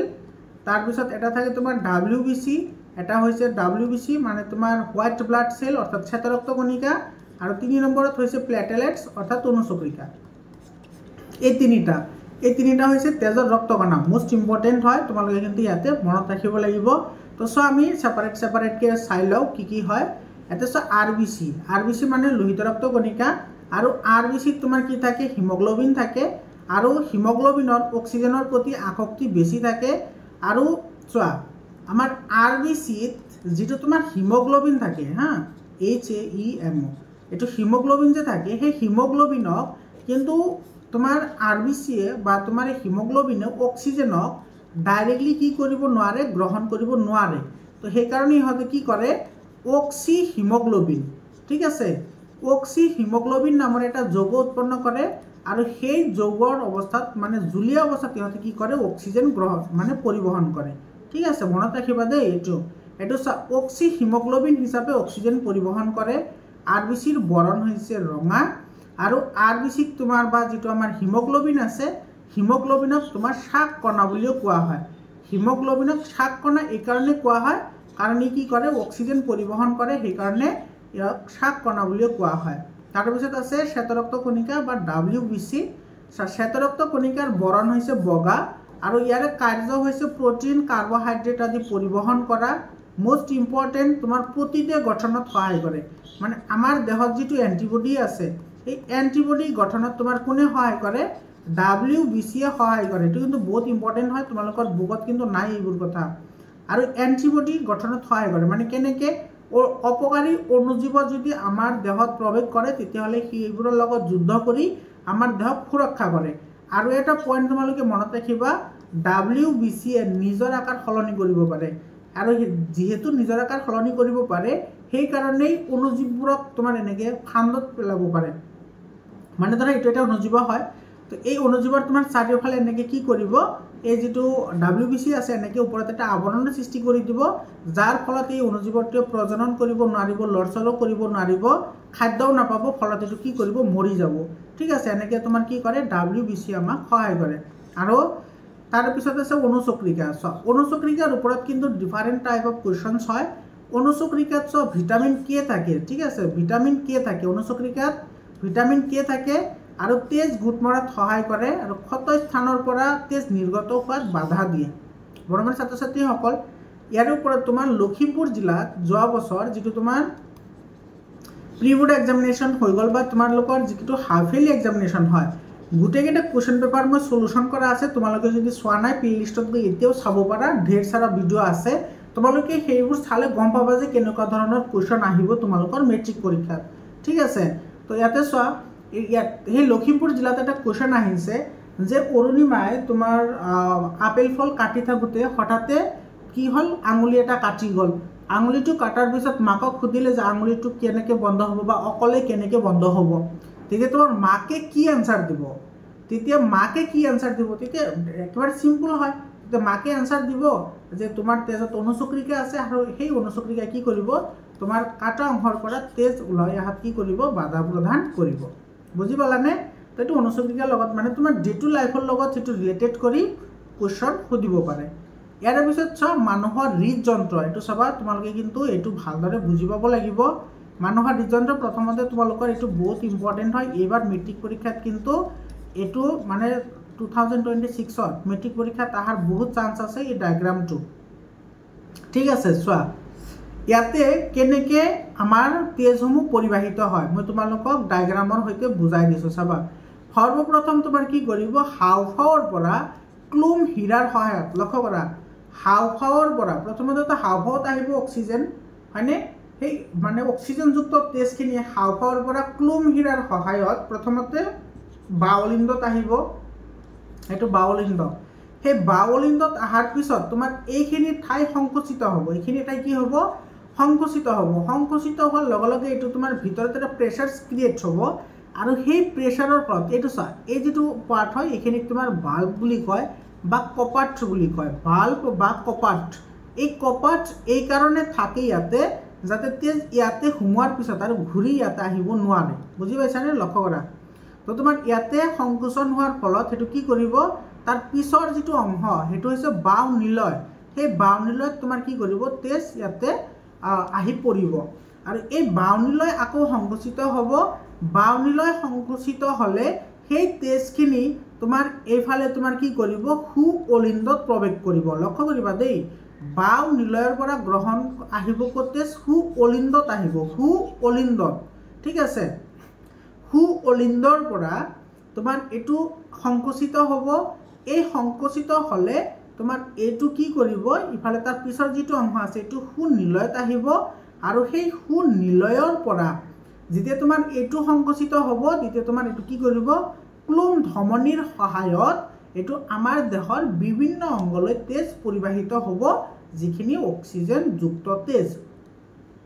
আৰু যিখিনি তোমাৰ অক্সিজেন নোহোৱা তেজ আছে সেই তেজখিনি তোমাক এনেকৈ এটা পাৰ্টৰ হয় তোমাৰ এইটো কি কৰিব, হাওঁফাওঁলৈ আকৌ গতি কৰিব আৰু হাওঁফাওঁলৈ যেতিয়া গতি কৰিব আৰু সেই হাওঁফাওঁত তোমাৰ তেজ পৰিশোধিত হ'ব অৰ্থাৎ অক্সিজেন যোগ হ'ব, তাৰপিছত ঘূৰি আকৌ তোমাৰ ছেম পজিশ্যনত বা সেম মেথডেৰে আকৌ তোমাৰ এনেকৈ তেজবোৰ পৰিবাহিত হৈ থাকিব ঠিক আছে তো এতিয়া চোৱা ইয়াতে মই সেইখিনি পইণ্ট আউটো কৰিছোঁ হৃদযন্ত্ৰটোৰ হাতৰ মুঠি সদৃশ পেশীযুক্ত অংগ তেজৰ অক্সিজেন আৰু কাৰ্বন ডাই অক্সাইড পৃথক ৰাখিবৰ বাবে 4টা কোঠালিত বিভক্ত এটা লক্ষ্য কৰা আমাৰ দেহত কেইটা কোঠালি আছে 4টা এটো 1 2 3 4টা হয় না এটা হৈছে বাওলিন্দ বাওনিলয় তাৰপিছত সুঅলিন্দ আৰু কি সুনিলয় মৰমৰ ছাত্ৰ ছাত্ৰীসকল তোমালোকৰ ভিডিওটো কেনেকুৱা লাগি আছে তোমালোকে কমেন্ট কৰি জনাবা আৰু কোনটো চেপ্টাৰৰ তোমালোকৰ এই ওয়ান শট ভিডিও লাগে তোমালোকে সেইটো ডেফিনেটলি কমেন্ট কৰি জনাবা ঠিক আছে তো যাতে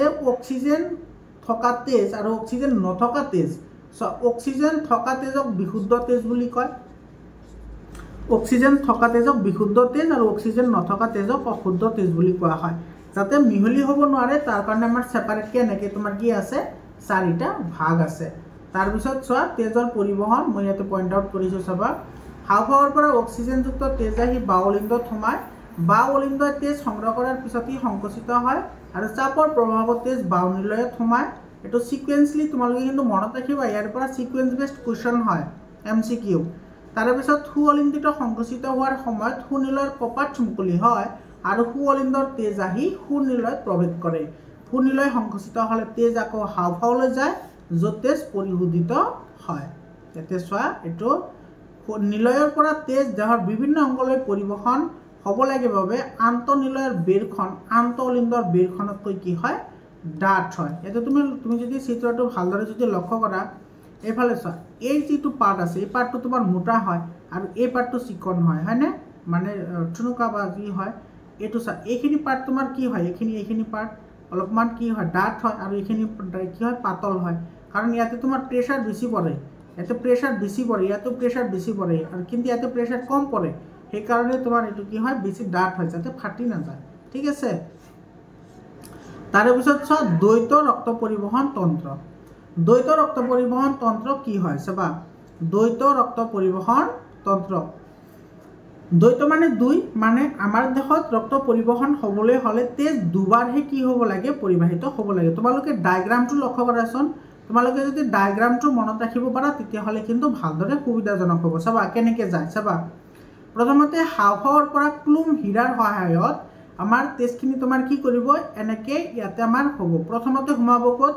বাওলিন্দ তাৰ পিছত সোমাব এটো বাওনিলয় এটো নিলয়ত সোমাব এই নিলয়ৰ পৰা তোমাৰ এনেকৈ আহিব এনেকৈ এটো মহাধমনী এটোৰ সহায়ত এটো হৈছে তোমাৰ কুশিকা এটো কুশিকাৰ সহায়ত এটো মহাহীৰাৰ সহায়ত এটো কি কৰিব ইফালে আহিব এটো হৈছে সুঅলিন্দ তাৰ পিছত সুনিলয়ত সোমাব আৰু সেই সুনিলয়ৰ পৰা এই তেজখিনি আকৌ তোমাৰ কি কৰিব হাওঁফাওঁত যাব আৰু সেই হাওঁফাওঁত কি হ'ব ব্লাডত তোমাৰ অক্সিজেন যোগ হ'ব আৰু অক্সিজেন যোগ হোৱাৰ লগে লগে ব্লাডখিনি আকৌ তোমাৰ সেম প্ৰসেসৰে এনেকৈ আহিব এই এনেকৈ আহি এনেকৈ যায় ঠিক আছে তোমালোকে এটো চোৱা তোমালোকে কিন্তু এটো ডায়াগ্ৰাম যদি বুজি পোৱা তেতিয়া হলে তোমাৰ কিন্তু হেতু বুজাৰ কাৰণে বেছি সুবিধাজনক হয় মই আকৌ এবাৰ কৈছো চাবা এটো হাওঁফাওঁৰ পৰা তেজ আহিব এনেকৈ প্ৰথমতে এটো তোমাৰ অলিন্দত আহিব তাৰ পিছত নিলয়ত আহিব এনেকৈ যাব এটো কুশিকা বা মহাধমনীৰ সহায়ত এটো আছে কুশিকা এই কুশিকাৰ লগত এটো মহাহীৰাৰ সহায়ত এটো আহিব সুঅলিন্দৰ পৰা আহিব সুনিলয়ত আৰু সুনিলয়ৰ পৰা যেতিয়াটো সংকুচিত হ'ব তেতিয়াটো হাওঁফাওঁলৈ যাব আকৌ হাওঁফাওঁলৈ যাব আৰু হাওঁফাওঁত কাৰণ এইখিনিতো তোমাৰ অক্সিজেন ইউজ হৈ গ'ল তো হাওঁফাওঁৰ পৰা তাতে কি হ'ব অক্সিজেন যোগ হ'ব আৰু আকৌ সেম প্ৰসেসৰে তেজখিনি আকৌ তোমাৰ কি হ'ব পৰিবাহিত হ'ব তো ইয়াতে চোৱা তোমাৰ তেজ দুবাৰ পৰিবাহিত হৈছে তো দুবাৰ পৰিবাহিত হোৱাৰ কাৰণে এটো তোমাৰ দ্বৈত পৰিবহন তন্ত্ৰ বুলি কোৱা হয় ঠিক আছে এটো চোৱা দ্বৈত পৰিবহন তন্ত্ৰ আৰু ইয়াৰ প্ৰয়োজনীয়তা এই প্ৰশ্নটো কিন্তু পৰীক্ষাত আহিছে বহুতবাৰ মেট্ৰিক পৰীক্ষাত আহিছে হাফ ইয়াৰলি প্ৰি বোৰ্ডতো কমন কোৱেশ্চনছ হয় মেৰুদণ্ডী প্ৰাণীৰ ক্ষেত্ৰত তেজ চলাচলৰ বাবে এটা চক্ৰ সম্পন্ন হ'বলৈ হৃদযন্ত্ৰৰ মাজেৰে দুবাৰ তেজ পৰিবাহিত হয় মেৰুদণ্ডী মানে যিবোৰৰ ৰাজহাড় আছে সেইবোৰক মেৰুদণ্ডী প্ৰাণী বুলি কোৱা হয় এবাৰ অক্সিজেনৰ বাবে হাওঁফাওঁলৈ আৰু আনবাৰ অক্সিজেনযুক্ত তেজ বিভিন্ন অংগলৈ সঞ্চালনৰ বাবে ইয়াকে দ্বৈত ৰক্ত পৰিবহন বুলি কোৱা হয় ইয়াৰ প্ৰয়োজনীয়তা কি চাবা হৃদযন্ত্ৰত অক্সিজেনযুক্ত আৰু অক্সিজেনবিহীন তেজ পৃথক কৰি ৰখাৰ বাবে হৃদযন্ত্ৰটোৰ সোঁফাল আৰু বাওঁফাল দুটা ভাগত বিভক্ত ইয়াৰ ফলত পৰ্যাপ্ত পৰিমাণে অক্সিজেনৰ যোগান ধৰিব পাৰে দ্বৈত পৰিবহনৰ ফলত শৰীৰৰ কোষে পৰ্যাপ্ত অক্সিজেন লাভ কৰে আৰু কাৰ্বন ডাই অক্সাইড বৰ্জন কৰিব পাৰে। এইবোৰ টপিক কিন্তু মনত ৰাখিবা তোমালোকে। দ্বৈত পৰিবহনৰ বাবে জীৱই শৰীৰৰ যাৱতীয় কাৰ্য সুচাৰুৰূপে সম্পাদন কৰিব পাৰে, যেনে শাৰীৰিক পৰিশ্ৰমৰ সহায়ত পৰ্যাপ্ত অক্সিজেনৰ যোগান ধৰিব পাৰে, হয়নে? মই এইটো আগতেও আলোচনা কৰিছোঁ অলৰেডি। তাৰে পিছত চোৱা, পক্ষী আৰু স্তন্যপায়ী প্ৰাণীৰ দেহৰ উষ্ণতা নিয়ন্ত্ৰণৰ বাবে সদায় নিৰ্দিষ্ট পৰিমাণৰ শক্তিৰ প্ৰয়োজন, যাৰ বাবে প্ৰচুৰ পৰিমাণে অক্সিজেনৰ প্ৰয়োজন হয়। সেইকাৰণে ইহঁতৰ তোমাৰ অক্সিজেনযুক্ত তেজ আৰু অক্সিজেন নোহোৱা তেজ সদায় পৃথক কৰি ৰখাৰ কি হয় প্ৰয়োজন হয়। এইটো তোমালোকৰ যিটো প্ৰশ্নাৱলী আছে, এইটো যিখিনি তোমাৰ পেজত তাৰ পিছত এটা প্ৰশ্নাৱলী আছে, তাতে কুৱেশ্যনো আছে আৰু সেইটোৰ এনচাৰ এইটো, ঠিক আছে। সেয়ে ইহঁতৰ হৃদযন্ত্ৰৰ কোঠালিটো 4টা, যাতে কাৰ্বন ডাই অক্সাইড আৰু অক্সিজেনবিহীন তেজ পৃথকে ৰাখিব পাৰে। উভচৰ প্ৰাণী আৰু সৰীসৃপ প্ৰাণীৰ হৃদযন্ত্ৰৰ কোঠালি হৈছে 3টা। মনত ৰাখিবা দেই, এইবোৰ কিন্তু পৰীক্ষাত আহে, ঠিক আছে। আৰু তাৰমানে তোমাৰ মেৰুদণ্ডী প্ৰাণীৰ কোঠালি হৈছে 4টা, যেনেকুৱা ঘঁৰিয়াল। চাবা তোমালোকে এই কথাটো মনত ৰাখিবাচোন, এইটো পৰীক্ষাটো আহে। ঘঁৰিয়াল এনেকুৱা এটা তোমাৰ উভচৰ প্ৰাণী। উভচৰ প্ৰাণী মানে যিবোৰ মাটি আৰু পানীত দুয়োটা থাকে, সেইবোৰক উভচৰ প্ৰাণী বুলি কোৱা হয়। সেইবোৰ যেনেকুৱা ঘঁৰিয়ালৰ কিন্তু 4টা কোঠালি, ঠিক আছে। এইটো হালাকি এইটো তোমাৰ 3টা থাকিব লাগিছিল, কিন্তু এইটো এক্সেপশ্যনেল হয়। ঘঁৰিয়ালৰ 4টা কোঠালি হয়। আৰু উভচৰ আৰু সৰীসৃপ জাতীয় প্ৰাণীৰ হৃদযন্ত্ৰ থাকে 3টা, আৰু মৎস্য জাতীয় মানে মাছ জাতীয় যিবোৰ প্ৰাণী আছে সেইবোৰৰ থাকে কেইটা? 2টা। ইয়াৰ পিছত চব ব্লাড প্ৰেছাৰটো কিন্তু বহুত ইম্পৰ্টেণ্ট হয়, ঠিক আছে। চব ব্লাড প্ৰেছাৰ কি হয়? তেজে ৰক্তনলিকাৰ বেৰৰ বিপৰীতে প্ৰয়োগ কৰা শক্তিক ৰক্তচাপ বোলে। ৰক্তচাপ জোখা সঁজুলিটোৰ নাম হ'ল স্পাইগমোমেনোমিটাৰ। এইটো কিন্তু মনত ৰাখিবা, এইটো পৰীক্ষাত আহিছে অলৰেডি 2023 এই কুৱেশ্যনটো আহিছে, ঠিক আছে। তাৰে পিছত চোৱা, মষ্ট ইম্পৰ্টেণ্ট এইটো হৈছে চিষ্টলিক চাপ। চিষ্টলিক চাপ কি কয়? এইটো তোমাৰ 2025ত আহিছে অলৰেডি এই কুৱেশ্যনটো। চিষ্টলিক চাপ কি? মেট্ৰিক পৰীক্ষাত নিলয়ৰ সংকোচনৰ সময়ত ধমনীৰ ভিতৰত প্ৰয়োগ হোৱা চাপক চিষ্টলিক চাপ বোলা হয়। ইয়াৰ মান সাধাৰণ অৱস্থাত 120 পাৰা মিলিমিটাৰ বা মিলিমিটাৰ পাৰা। 120 মানে মানুহৰ তোমাৰ হাই প্ৰেছাৰ হ'ব পাৰে মেক্সিমাম 120, আৰু ল' প্ৰেছাৰ হ'ব পাৰে মিনিমাম তোমাৰ 80। সেইকাৰণে মানুহৰ যিটো ব্লাড প্ৰেছাৰ সেইটো হৈছে 120/80, এইটো মনত ৰাখিবা। আৰু ডায়ষ্টলিক চাপ কি? চাবা, নিলয়ৰ শিথিল অৱস্থাত ধমনীত প্ৰয়োগ হোৱা চাপকে ডায়ষ্টলিক চাপ বোলে। সাধাৰণ অৱস্থাত ইয়াৰ মান হৈছে 80, আৰু সেইকাৰণে সাধাৰণ অৱস্থাত মানুহৰ ৰক্তচাপ হৈছে 120/80 মিলিমিটাৰ পাৰা। ইয়াৰ পিছত চোৱা, ৰক্তজালিকা অৰ্থাৎ ব্লাড কেপিলাৰিজ কি হয়? চোৱা, ব্লাড কেপিলাৰিজ কিন্তু তোমাৰ কি হয়? এইটো আমাৰ শৰীৰৰ আটাইতকৈ সৰু ৰক্তনলিকা, সেইটো হৈছে তোমাৰ ৰক্তজালিকা, বা এইটো তোমাৰ কোশিকা বুলিও আমি ক'ব পাৰোঁ। কোনো অংগত বা কলাৰ পৰা ধমনীসমূহত ভাগ হৈ সৰু সৰু নলিকা সৃষ্টি কৰি প্ৰতিটো কোষক স্পৰ্শ কৰে, ইয়াকে ৰক্তজালিকা বুলি কোৱা হয়। চোৱা, তাৰপিছত চোৱা, ৰক্তনলিকা কি হয়? চোৱা, ধমনী আৰু হীৰা এই দুটাৰ পৰা কিন্তু ধমনী আৰু হীৰাৰ যিটো ডিফাৰেঞ্চ, সেই ডিফাৰেঞ্চো কিন্তু পৰীক্ষাত আহে, বহুত ইম্পৰ্টেণ্ট হয়। তোমালোকে ভালদৰে চোৱা। ধমনীৰ কাম কি? চোৱা, ধমনীৰ কাম হৈছে হৃদযন্ত্ৰৰ পৰা দেহৰ আন অংগবোৰলৈ তেজ কঢ়িয়াই নিয়া। ধমনীৰ বেৰ ডাঠ আৰু স্থিতিস্থাপক গুণ সম্পন্ন, আৰু কপাট নাথাকে। ধমনীত কোনো ধৰণৰ কি নাথাকে? কপাট নাথাকে বা বাল্ব নাথাকে। আৰু হীৰা কি হয়? চোৱা, দেহৰ বিভিন্ন অংগৰ পৰা তেজ কঢ়িয়াই হৃদযন্ত্ৰলৈ আনে। মানে ধমনীৰ বিপৰীত কাম কৰে কোনে? হীৰাই কৰে। আৰু হীৰাবোৰৰ ডাঠ নহয়, কাৰণ বেছি সময় বেছি চাপ নপৰে। আৰু তোমাৰ ইয়াতে যিটো তোমাৰ ধমনী আছে, ধমনীৰ বেদ ডাঠ কিয় হয়? চোৱা, ধমনীত যেতিয়া তোমাৰ এনেকুৱা যিটো আমাৰ ধমনী আছে, ইয়াতে চোৱা, যেতিয়া হৃদযন্ত্ৰৰ পৰা ইয়াতে তোমাৰ ব্লাড প্ৰেছাৰ ৱাইজ হৈ আহিব, ইয়াতে তোমাৰ বেছি প্ৰেছাৰ পৰিব না। তো বেছি যদি প্ৰেছাৰ পৰে বা চাপ পৰে, তেতিয়াহ'লে এইটো ফাটি যোৱাৰ সম্ভাৱনা থাকে। যাতে ফাটি নাযায় সেইকাৰণে বেডটো কি হয়? ডাঠ হয়। আৰু যদি তোমাৰ এনেকৈ তেজ আহিব লাগে, তেতিয়াতো ইমান প্ৰেছাৰ নপৰে নহয়, সেইকাৰণে এইটো তোমাৰ কি নহয়? ডাঠ নহয়, এইটো পাতল হয়, যাতে এইটো চোৱা বেছি চাপ নপৰে। কপাট থাকে, আৰু সেইকাৰণে তেজৰ পৰিবহণ একমুখী হয়, ঠিক আছে। হীৰাবোৰত কিন্তু কপাট থাকে, মানে হীৰাত যিখিনি তোমাৰ অক্সিজেন নথকা যিখিনি তেজ আছে, মানে অক্সিজেনবিহীন, মানে অশুদ্ধ তেজ, সেই অশুদ্ধ তেজ কিন্তু তোমাৰ শুদ্ধ তেজৰ লগত মিহলি হ'ব নোৱাৰিব, কাৰণ এইটো পৰিবহণ একমুখী হয়। মানে এবাৰ যদি সোমাইছে, তেতিয়াহ'লে আৰু সেইটো উভতাই যাব নোৱাৰে, সেইটো আহি যাব ডাইৰেক্টলি। সেইকাৰণে আমি চিগাৰেট খালেও চিগাৰেটত যিখিনি অদৰকাৰী বস্তু আছে সেইখিনি আমাৰ ডাইৰেক্টলি ব্লাডত মিহলি হৈ যায়, সেইটো আৰু উভতি যাব নোৱাৰে, কাৰণ এইটো তোমাৰ ধমনী আৰু হৃদয় সেইবোৰ ডাইৰেক্টলি ব্লাডত আৰু তোমাৰ কি হাওঁফাওঁত তাৰপিছত হাৰ্টত মানে এড কৰি দিয়ে, তাৰপিছত আৰু সেইবোৰ বাহিৰত ওলোৱাটো অসম্ভৱ হয়। সেইকাৰণে আমি সেইবোৰ কেতিয়াও গ্ৰহণ কৰিব নালাগে। ইয়াৰ পিছত চোৱা লৌকিকা। ইয়াতে চোৱা এই লৌকিকাৰ লগত যিটো আমাৰ প্লাজমাৰ বিষয়ে যে পঢ়িছিলোঁ, মনত আছেনে? প্লাজমাৰ বিষয়ে যে মনত পঢ়িছিলোঁ, প্লাজমা আৰু লৌকিকাৰ মাজত ডিফাৰেঞ্চ কিন্তু বহুত আহে পৰীক্ষাত। প্লাজমা আৰু লৌকিকাৰ মাজত ডিফাৰেঞ্চ 2 মাৰ্কৰ কাৰণে চাবা। প্লাজমা হৈছিল কি? প্লাজমা আছিল তোমাৰ তেজত থকা জুলীয়া পদাৰ্থ যাৰ বৰণ আছিল ৰঙা, কিন্তু লৌকিকা যাৰ বৰণ কোনো নাই, ইয়াৰ মানে বৰণহীন হয়। তো ডেফিনেশ্যনটো চোৱা আগতে। ৰক্তকণিকাৰ বেৰত থকা ছিদ্ৰৰ মাজেদি কিছুমান প্লাজমা প্ৰটিন ৰক্তকোষলৈ ওলাই আহি কলাৰ অন্তঃকোষীয় স্থানত তৰল পদাৰ্থ গঠন হয়। এই তৰল পদাৰ্থবোৰকে লৌকিকা বোলে। লৌকিকাৰ বৰণ নাথাকে, মানে ই কি? বৰণহীন। লৌকিকা হৈছে বৰণহীন। আৰু লৌকিকাৰ কাৰ্য কি চোৱা? লৌকিকাৰ কাৰ্য হৈছে অন্ত্ৰৰ পৰা পাচিত আৰু শোষণ হোৱা চৰ্বি অংশ কঢ়িয়াই নিয়ে। তাৰপিছত কেৱল চৰ্বি অংশটোৱে কি কৰে? এইটো কঢ়িয়াই নিয়ে। আৰু প্ৰটিনৰ পৰিমাণ কম থাকে। এইটো লৌকিকাত প্ৰটিনৰ পৰিমাণ কম থাকে, কিন্তু প্লাজমাত প্ৰটিনৰ পৰিমাণ বেছি থাকে, হয়নে? কাৰণ তোমাৰ সিহঁতে সেইবোৰ বস্তু কি কৰে? পৰিবহণ কৰি থাকে। ইয়াৰ পিছত চোৱা উদ্ভিদ দেহত পৰিবহণ বহুত ইম্পৰ্টেণ্ট হয়। উদ্ভিদ দেহত পৰিবহণ প্ৰধানকৈ দুবিধ সংবহন কলাৰ দ্বাৰা পৰিবাহিত হয়। সংবহন কলা মানে যিবোৰে তোমাৰ খাদ্যৰ স্থানান্তৰণত কি কৰে? সহায় কৰে, সেইবোৰক সংবহন কলা বুলি কোৱা হয়। তো উদ্ভিদৰ দেহত দুবিধ সংবহন কলা থাকে, এটা হৈছে জাইলেম, আনটো হৈছে ফ্লোয়েম। এতিয়া চোৱা জাইলেম আৰু ফ্লোয়েমৰ কাম কি মনত ৰাখিবা। আৰু তোমাৰ জাইলেম আৰু ফ্লোয়েমৰ কিন্তু তোমাৰ কি আহে? জাইলেম আৰু ফ্লোয়েমৰ মাজত ডিফাৰেঞ্চো লিখিবলৈ আহে। তোমালোকে ইয়াৰে পৰা ডাইৰেক্টলি লিখি দিলে 100% হৈ যাব, ঠিক আছে? তো জাইলেম ক'লে কি হয় চোৱা, সালোক সংশ্লেষণৰ বাবে প্ৰয়োজনীয় পানী আৰু খনিজ লৱণ শিপাৰ দ্বাৰা মাটিৰ পৰা শোষণ হয়। কাৰ দ্বাৰা? জাইলেম কলাৰ দ্বাৰা। অৰ্থাৎ জাইলেম কলাৰ কাম হৈছে পানী আৰু খনিজ লৱণ শোষণ কৰা, যিখিনি আমাৰ সালোক সংশ্লেষণ প্ৰক্ৰিয়াটো সংঘটিত হোৱাৰ বাবে দৰকাৰ হয়।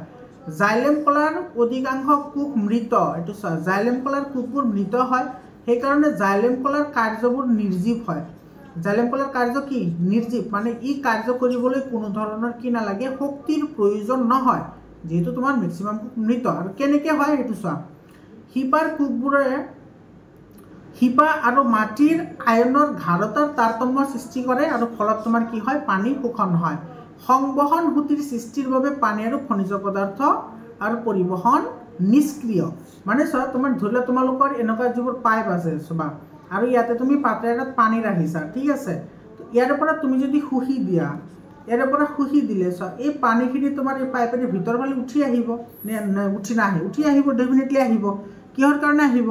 কাৰণ তুমিতো ইয়াৰে পৰা শুহি ল'লা, শুহি লোৱাৰ লগে লগে ইয়াতে এটা কি হৈছে? চাপৰ সৃষ্টি হৈছে, আৰু সেই চাপে পানীখিনি কি কৰিব? ওপৰলৈ উঠাব, ঊৰ্ধ্বমুখী কি কৰিব? উঠাব।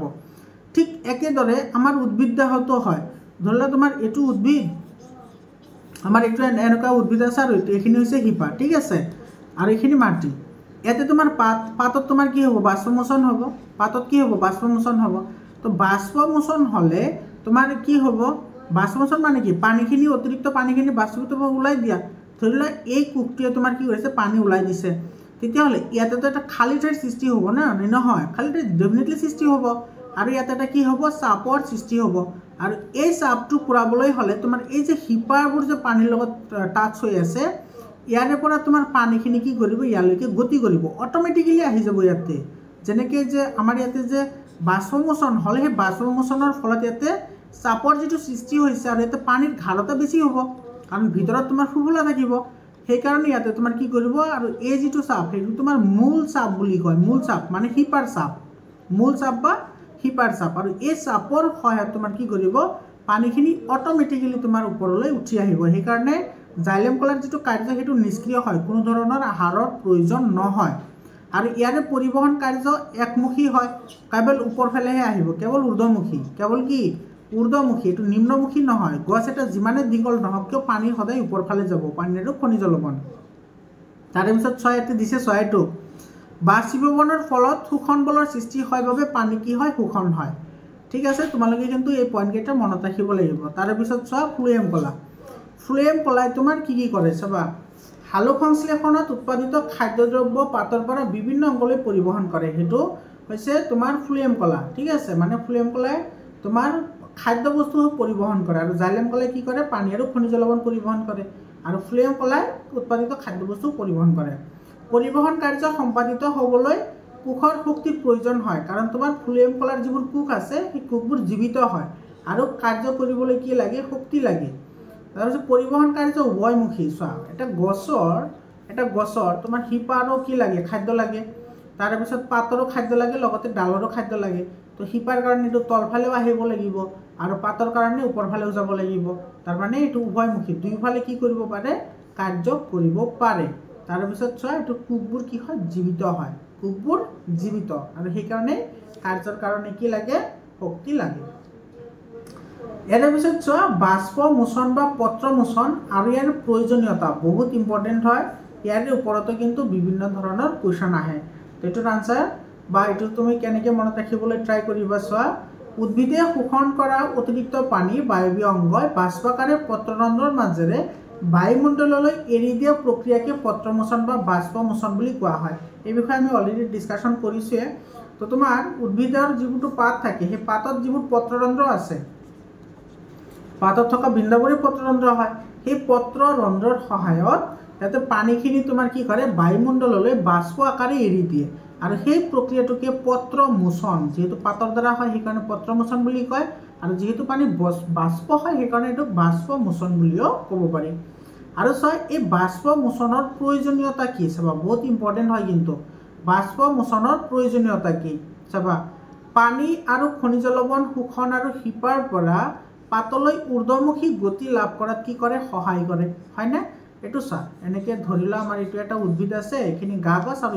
ইয়াতে আছে আমাৰ শিপা তো ইয়াতে তোমাৰ কি হৈছে বাষ্পমোচন সংঘটিত হ'লে ইয়াতে তোমাৰ শোষণ বলৰ সৃষ্টি হ'ব এইটো শিপাত যদি শোষণ বলৰ সৃষ্টি হয় তেতিয়াহ'লে পানীখিনি অট'মেটিকেলি কি কৰিব এইটো ওপৰফালে আহিবলৈ বাধ্য হ'ব হয়নে আৰু এই ঊৰ্ধ্বমুখী গতিক তোমাৰ ৰসোত্তোলন বুলি কয় এইটো তোমালোকে 7ত পঢ়িছা ক্লাছ 7ত ৰসোত্তোলন বুলি কোৱা হয় ঠিক আছে তো ইয়াতে তোমাক সেইটো কামত সহায় কৰে বাষ্পমোচনে বা পত্ৰমোচনে তাৰপিছত উদ্ভিদৰ দেহৰ তাপমাত্ৰা নিয়ন্ত্ৰণতো কি কৰে সহায় কৰে যেনেকুৱা আমাৰ যদি বেছি গৰম লাগে তেতিয়াহ'লে আমাৰ গৰমত কি ওলায় ঘাম ওলায় আৰু সেই ঘাম ওলালে আমাৰ দেহটো কি হয় ঠাণ্ডা হয় আৰু ঘাম ওলালে দেহটো কি হয় ঠাণ্ডা হয় আৰু এইটো তোমাৰ ঘামটো আমাৰ এটা প্ৰতিৰক্ষা ব্যৱস্থা ঠিক তেনেদৰে বাষ্পমোচনৰ সহায়ত যিটো তোমাৰ বাতৰন্ধ্ৰ আছে বাতৰন্ধ্ৰৰ সহায়ত যিখিনি বাষ্পমোচন হয় সেইটোৰ সহায়ত তোমাৰ গাৰ যি গছৰ যিটো গা গছ আছে অৰ্থাৎ গছটো তোমাৰ কি কৰে উষ্ণতা নিয়ন্ত্ৰণ কৰিব পাৰে অৰ্থাৎ ঠাণ্ডা বা গৰমটো সিহঁতে নিজে সৃষ্টি কৰিব পাৰে ৰাতিৰ ভাগত পানীৰ পৰিবহণৰ মূল চাপে সহায় কৰে ৰাতিৰ ভাগত পৰিবহণত মূল চাপ মানে ৰুট প্ৰেছাৰ এইটো চাপ মূল চাপে কি কৰে সহায় কৰে দিনৰ ভাগত যেতিয়া পত্ৰৰন্ধ্ৰ মুকলি হৈ থাকে সেই কথাটো বাৰে বাৰে কৈ আছোঁ মই মনত ৰাখিবা দিনৰ ভাগত পত্ৰৰন্ধ্ৰ মুকলি হৈ থাকে আৰু তেতিয়া বাষ্পমোচনে জাইলেমৰ মাজেৰে পানী পৰিবাহিত হোৱাত সহায় কৰে ইয়াৰ পিছত চোৱা এইটো আছে আমাৰ উদ্ভিদ দেহত খাদ্যৰ সংবহন বা খাদ্যৰ স্থানান্তৰণ বা এইটো তোমাৰ ডাইৰেক্টলি কুৱেশ্যন আহে অলৰেডি 2023 নে 22ত আহিছে কুৱেশ্যনটো যে ট্ৰান্সলোকেশ্যন কি হয় বা খাদ্যৰ স্থানান্তৰণ কি তো এইটোৰ আনসাৰ তুমি কেনেকৈ কি কৰিবা চোৱা ফ্লুয়েম কলাৰ সহায়ত সালোক সংশ্লেষণত উৎপাদিত খাদ্য দ্ৰৱণীয় অৱস্থাত উদ্ভিদ দেহৰ সকলো অংগলৈ পৰিবাহিত হোৱা প্ৰক্ৰিয়াকেই খাদ্যৰ স্থানান্তৰণ বা ট্ৰান্সলোকেশ্যন বুলি কোৱা হয় মানে ট্ৰান্সলোকেশ্যন মানে কি এইটো ফ্লুয়েম কলাইতো জানোঁ আমি ফ্লুয়েম কলাই সালোক সংশ্লেষণত উৎপাদিত খাদ্যবস্তুসমূহ উদ্ভিদৰ বিভিন্ন অংগলৈ পৰিবাহিত কৰে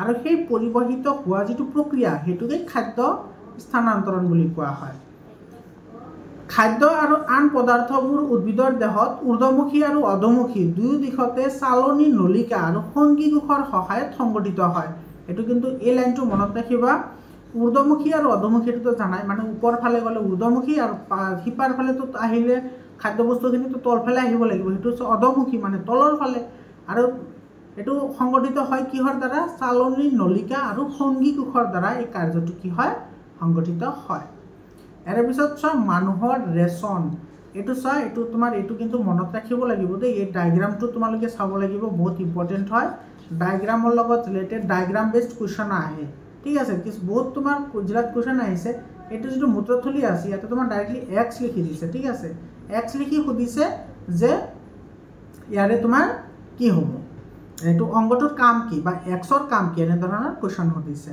ঠিক আছে তো এইটো তুমি এনেকে মনত ৰাখা মানুহৰ দেহত জৈৱ ৰাসায়নিক প্ৰক্ৰিয়াত উৎপন্ন হোৱা নাইট্ৰজেন জাতীয় উপজাত পদাৰ্থ যেনে ইউৰিয়া ইউৰিক এসিড আদি দেহৰ পৰা বৰ্জন কৰা প্ৰক্ৰিয়াকে কি বুলি কোৱা হয় ৰেচন বুলি কোৱা হয় এইটো আমি জানোৱে একেবাৰে সিম্পল ডেফিনেশ্যন হয় তাৰ পিছত চোৱা মানুহৰ ৰেচন তন্ত্ৰটো এজোৰ বৃক্ক এজোৰ মূত্ৰনলী এটা মূত্ৰথলি আৰু এটা মূত্ৰ নিষ্কাশন নলীৰে গঠিত আৰু তোমাৰ ইয়াতে আমাৰ মূত্ৰ কেনেকে নিষ্কাশন হয় বা মূত্ৰ কেনেকে উৎপাদন হয় সেই যেটো এটা ক্ৰম আছে সিকোয়েন্স বেসড কোৱেশ্চন হয় কিন্তু ইয়াৰে পৰা আৰু সেই ক্ৰমটো কি চাবা প্ৰথমতে বৃক্ক তাৰ পিছত মূত্ৰ নলী মূত্ৰথলি তাৰ পিছত আহিব মূত্ৰ নিষ্কাশন নলী ঠিক আছে এই ক্ৰমটো মনত ৰাখিবা মানে প্ৰথমতে তোমাৰ বৃক্কই কি কৰিব আমাৰ তেজত থকা অলাগতিয়াল পদাৰ্থখিনি তো সেকিব সেকাৰ পিছত এটো মূত্ৰনলীৰ সহায়ত কি কৰিব মূত্ৰথলিত আহিব আৰু সেই মূত্ৰথলিৰ সহায়ত বা মূত্ৰথলিৰ পৰা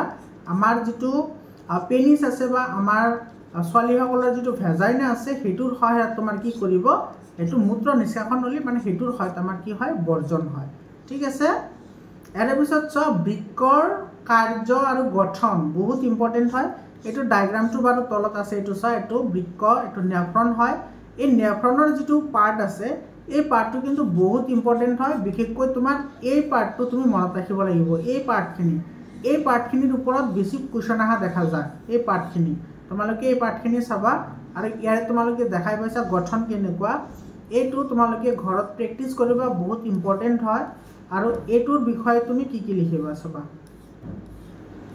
এটো বৃক্কৰ গঠন আৰু কাৰ্য এটো চোৱা বৃক্কৰ কাৰ্যকৰী এককক নেফ্ৰন বুলি কোৱা হয় বৃক্কৰ তোমাৰ কিছুমান কাৰ্যকৰী একক আছে যিবোৰক আমি কি বুলি কওঁ নেফ্ৰন বুলি কওঁ বৃক্কত অসংখ্য পাতৰ বেৰত ৰক্তজালিকা থাকে যিয়ে তেজৰ তেজ সেকাত সহায় কৰে আৰু বৃক্কত থকা এনে অসংখ্য নলীবোৰকে নেফ্ৰন বুলি কোৱা হয় এটো যিবোৰে তোমাৰ কি কৰে তেজসমূহ পৰিশোধন কৰাত সহায় কৰে অৰ্থাৎ সেকাত সহায় কৰে সেইবোৰকে নেফ্ৰন বুলি কোৱা হয় তোমালোকৰ পৰীক্ষাত নেফ্ৰন কি সুধিব পাৰে নাইবা বৃক্কৰ কাৰ্যকৰী একক কি এটো এমসিকিউ সুধিব পাৰে আৰু নেফ্ৰনৰ তোমাৰ কি কাম কৰে চোৱা নেফ্ৰনে প্ৰাথমিক অৱস্থাত গ্লুকোজ এমিনো এসিড লৱণ আৰু প্ৰচুৰ পৰিমাণে পানী সেকি লোৱাৰ পিছত পাছত নলিকা অংশত অধিশন হয় এটো নেফ্ৰনৰ কাৰ্য সবাইতে প্ৰচুৰ পৰিমাণে কি কৰে পানী সেকি লয় তাৰ পিছত এটো তাৰ পিছৰ অংশত কি কৰে অধিশন কৰে গ্লুকোজ এমিনো এসিড আৰু লৱণ এই গুটেইখিনি হতে শোষণ কৰি লয় ঠিক আছে নেফ্ৰনৰ সহায়ত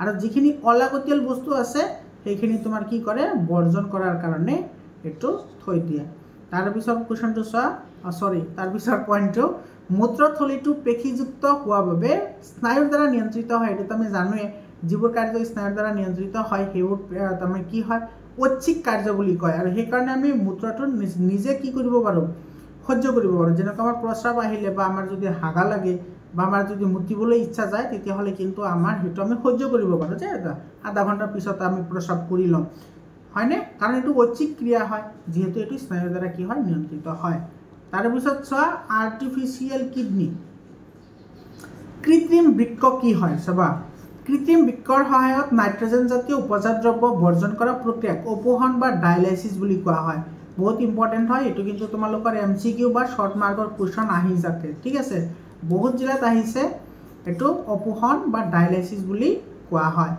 সুস্থ মানুহৰ বৃক্কজুৰে এদিনত 180 লিটাৰ তেজ সেকিব পাৰে এই কথাটো মনত ৰাখিবা 180 লিটাৰ ঠিক আছে এতিয়া তোমালোকে ভাবিব পাৰা যে স্যাৰ আমাৰ দেহত মানে তেজ থাকি তোমাৰ মানে 5 ৰ পৰা 8 লিটাৰ 7 ৰ পৰা 8 লিটাৰ তো ইয়াতে 180 লিটাৰ কেনেকৈ সেকিব তো সো আমাৰ দেহত যিমানখিনি তেজ থাকে সেই তেজখিনি তো বাৰে বাৰে এনেকৈ সাৰ্কুলেট হৈ থাকে না বাৰে বাৰে সাৰ্কুলেট হৈ থাকে এবাৰ হাওঁফাওঁৰ পৰা আকৌ হৃদযন্ত্ৰত আহে হৃদযন্ত্ৰৰ পৰা আকৌ হাওঁফাওঁত যায় হয় না আকৌ দেহত আহে তো এনেকৈ সার্কুলেট হৈ থাকে তো সার্কুলেট হৈ থাকিলে তো তোমাৰ হেতু হ'বই হয়নে নাই ইয়াৰ পিছত চোৱা উদ্ভিদৰ ৰেচন ক্ৰিয়া কি হয় চাবা ইয়াৰ পৰাও কিন্তু বিভিন্ন ধৰণৰ কোৱেশ্চন আহে উদ্ভিদে কি উপায়ে কি কৰিব পাৰে ৰেচন ক্ৰিয়া সংগঠিত কৰিব পাৰে চাবা বহুত ইম্পৰ্টেন্ট হয় আৰু ইয়াৰ পৰা কিন্তু বহুত জিলাত কোৱেশ্চন আহিছে বাষ্পমোচনৰ সহায়ত অতিৰিক্ত পানীভাগ বৰ্জন কৰে আৰু বাষ্পমোচন সংঘটিত হৈ পত্ৰ ৰন্ধ্ৰত সংঘটিত হয়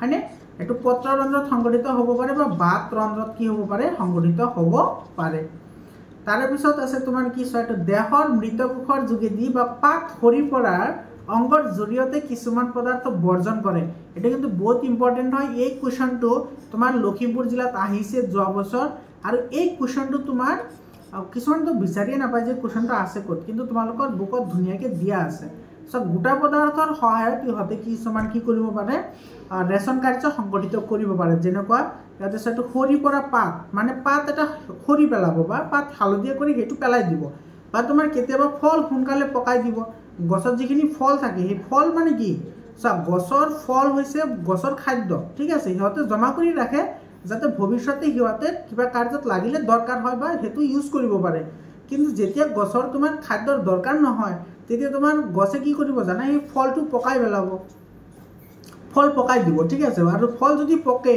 আৰু হে পকাই দিলে তোমাৰ কি হ'ব হেতু পৰি যাব পৰি গলে পৰি গল মানে কি হেতু বৰ্জন হৈ গল গতিকে এনেকৈ মানে ফলৰ সহায়ত আৰু পাতৰ সহায়ত হেতু কি কৰিব পাৰে বৰ্জন কাৰ্যটো সংগঠিত কৰিব পাৰে উদ্ভিদৰ বৰ্জিত পদাৰ্থসমূহ ৰক্তদানিত সঞ্চিত কৰে আৰু পিছত কি কৰে বৰ্জন কৰে এটো মনত ৰাখিবা ৰক্তদানিত কি হয় সঞ্চিত হয় এটোটো ক'লে তোমালোকক আৰু এটো চোৱা কিছুমান বৰ্জিত দ্ৰব্য পুৰত জাইলেম কলাত ৰেজিন আৰু আঠা হিচাপে কি কৰে সঞ্চিত কৰে এই কথাটো কিন্তু মনত ৰাখিবা ইয়াৰ পৰা এছাছন আৰু ৰিজনিংৰ কোৱেশ্চন হয় পুৰত জাইলেম কলাত কি হয় ৰেজিন আৰু আঠা হিচাপে কি হৈ থাকে সঞ্চিত হৈ থাকে জাইলেম কলাৰ পুৰত যিখিনি অংগ থাকে তাতেই তোমাৰ কি হয় ৰেজিন আৰু আঠা হিচাপে কিছুমান বৰ্জিত পদাৰ্থ সঞ্চিত হৈ থাকে আৰু ইহতে তাৰে পৰা কি কৰিব পাৰে বৰ্জন কৰিব পাৰে হিপাৰ দ্বাৰাই কিছুমান পদাৰ্থ মাটিটো কি কৰিব পাৰে বৰ্জন কৰিব পাৰে আৰু সেই কাৰণে যত উদ্ভিদ থাকে তাৰে মাটিসমূহ কি হয় খাৰুৱা হয় যাতে কাৰণ এটো উদ্ভিদে তোমাৰ কিছুমান উদ্ভিদৰ কাৰণে অলাগতিয়াল কিন্তু মাটিৰ কাৰণে লাগতিয়াল কিছুমান বস্তু কি কৰিব পাৰে বৰ্জন কৰিব পাৰে হিপাৰ সহায়ত ডাইৰেক্টলি মাটি আৰু সেই কাৰণে তোমাৰ উদ্ভিদ যত থাকে তাৰে তোমাৰ মাটিখিনি খাৰুৱা হয় বুজি পালানে মৰমৰ ছাত্ৰ ছাত্ৰী সকল চোৱা আমাৰ যেটো লেসন 6 আছিল